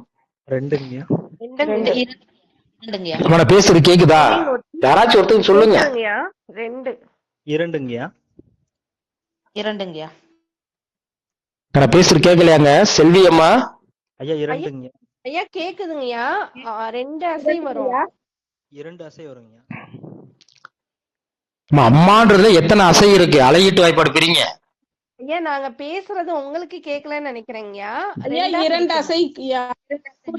பேசுறது கேக்குதா? வேற யாராச்சும் இடையில பேசுங்க. அவங்க சொல்லாட்டி வேற யாராச்சும் ஒருத்தர் சொல்லுங்க. அம்மான்றது அசை என்ன? ஐயா 2 அசையா. சரி, யார் பேசணும் கேட்கல, பாத்துக்கலாம். பாருங்க, இதை மட்டும் நம்ம சொல்லிட்டு முடிச்சிடும். எப்பயுமே நம்ம வகுப்பு 3 மணி நேரம் இருக்குங்க. இருந்தாலும் நம்ம இந்த வருடம் 2.5 மணி நேரம் 2 மணி நேரம் கொண்டு வரலாம் நான் நினைக்கிறேன். பாத்துக்கிருவோம், எப்படின்னு தெரியல. உங்களுடைய இதுலதான் இருக்கு. எனக்கு ஒன்றும் பிரச்சனை இல்லை. நான் 3 மணி நேரம் கூட அசராம நடத்துவேன். நம்ம தனியா பேசிக்கிறோம். இப்ப வகுப்பு நம்ம பதிவு செஞ்சுக்கிறதுனால நிறைய பேச முடியல. இப்ப நல்லா பாருங்க, 3 சொற்க நாம அது பதிவு சொல்லணும் பாருங்க. இப்ப அம்மான்றது நேரசை நேரசை நேர் நேர். இதே தாங்க மொழியியல்ல பாத்தீங்கன்னா, இப்ப அம்மா அப்படின்ற இந்த சொல்லுல பாத்தீங்கன்னா 1 அல்லது 1க்கு மேற்பட்ட உருபன்கள், உருபன்தான் ஒண்ணும் கிடையாது, அதுதான் சொற்களானவை. இவ்வுருபன்களை பிரித்து அறிந்து அவற்றின் பொருளை தெரிந்து கொள்ளாவிடின் வாக்கியங்களுடைய பொருளை அறிந்து கொள்ள முடியாது. இப்ப நீங்க இலக்கணத்துல எது எழுவாய், எது செயல்படு பொருள், எது பயனிலை, இதெல்லாம் நாம் தெரிந்து கொள்ளாமல் இலக்கணத்துல ஒரு தொடரை நாம் கண்டுபிடிக்க முடியாது. ஐயோ ராமன் கீழே விழுந்து விட்டானே அப்படின்னா இது இங்க எது வியப்பு சொல்லு, எது பாத்தீங்க அப்படின்னா இதெல்லாம் நமக்கு தெரிஞ்சுக்கணும். அது தெரியாம அந்த தொடரை நம்ம என்ன பண்ண முடியாது, உணர்ந்து கொள்ள முடியாது. அதே மாதிரிதான் மொழியிலையும் இந்த உருவன்களை பிரித்து அறிந்து அவற்றின் பொருளை தெரிந்து கொள்ள முடியாவிடின் வாக்கியங்களுடைய பொருளை நம்ம என்ன பண்ண முடியாது, அறிந்து கொள்ள முடியாது. ஒரு மொழியின் அமைப்பை புரிந்து கொள்ள உருவன்களை பிரித்தறிதல் வேண்டும். இவைகளை பற்றிய பல்வேறு சிந்தனைகள் மேற்கொள்கின்றன. நல்லா தெரிஞ்சுக்கங்க. இதெல்லாம் கூற்றுல நம்ம என்ன பண்ணலாம், கேட்கலாம். அடுத்து 57 பாருங்க. இதை மட்டும் நான் முடிச்சிடும். மாற்று உருவம் அடுத்த வகுப்புல பார்க்கலாம். உருவங்கள் பற்றிய நைடா அவர்களால் எழுதிய நூல் தான் இந்த உருவனியல்.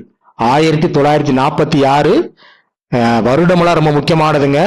நைடா எழுதின நூல் உருவனியல் மார்பாலஜின்றது உலகத்துக்கே தெரியும். பிஜிடிஆர் படிக்கிறவங்க 50 பேருக்கும் தெரியும். ஆனா அவர் 1946 எழுதினாரா அப்படின்றத மேம்போக்கா விட்டுட்டு போயிருவாங்க. நல்லா தெரிஞ்சுக்கோங்க. உருவன்களின் அமைப்பு வகை, அந்த உருவன்கள் ஒரு சொல்லுல பாத்தீங்கன்னா எப்படி இயங்குது அப்படின்ற பற்றி ஆராயிறது தான் உருவனியல்.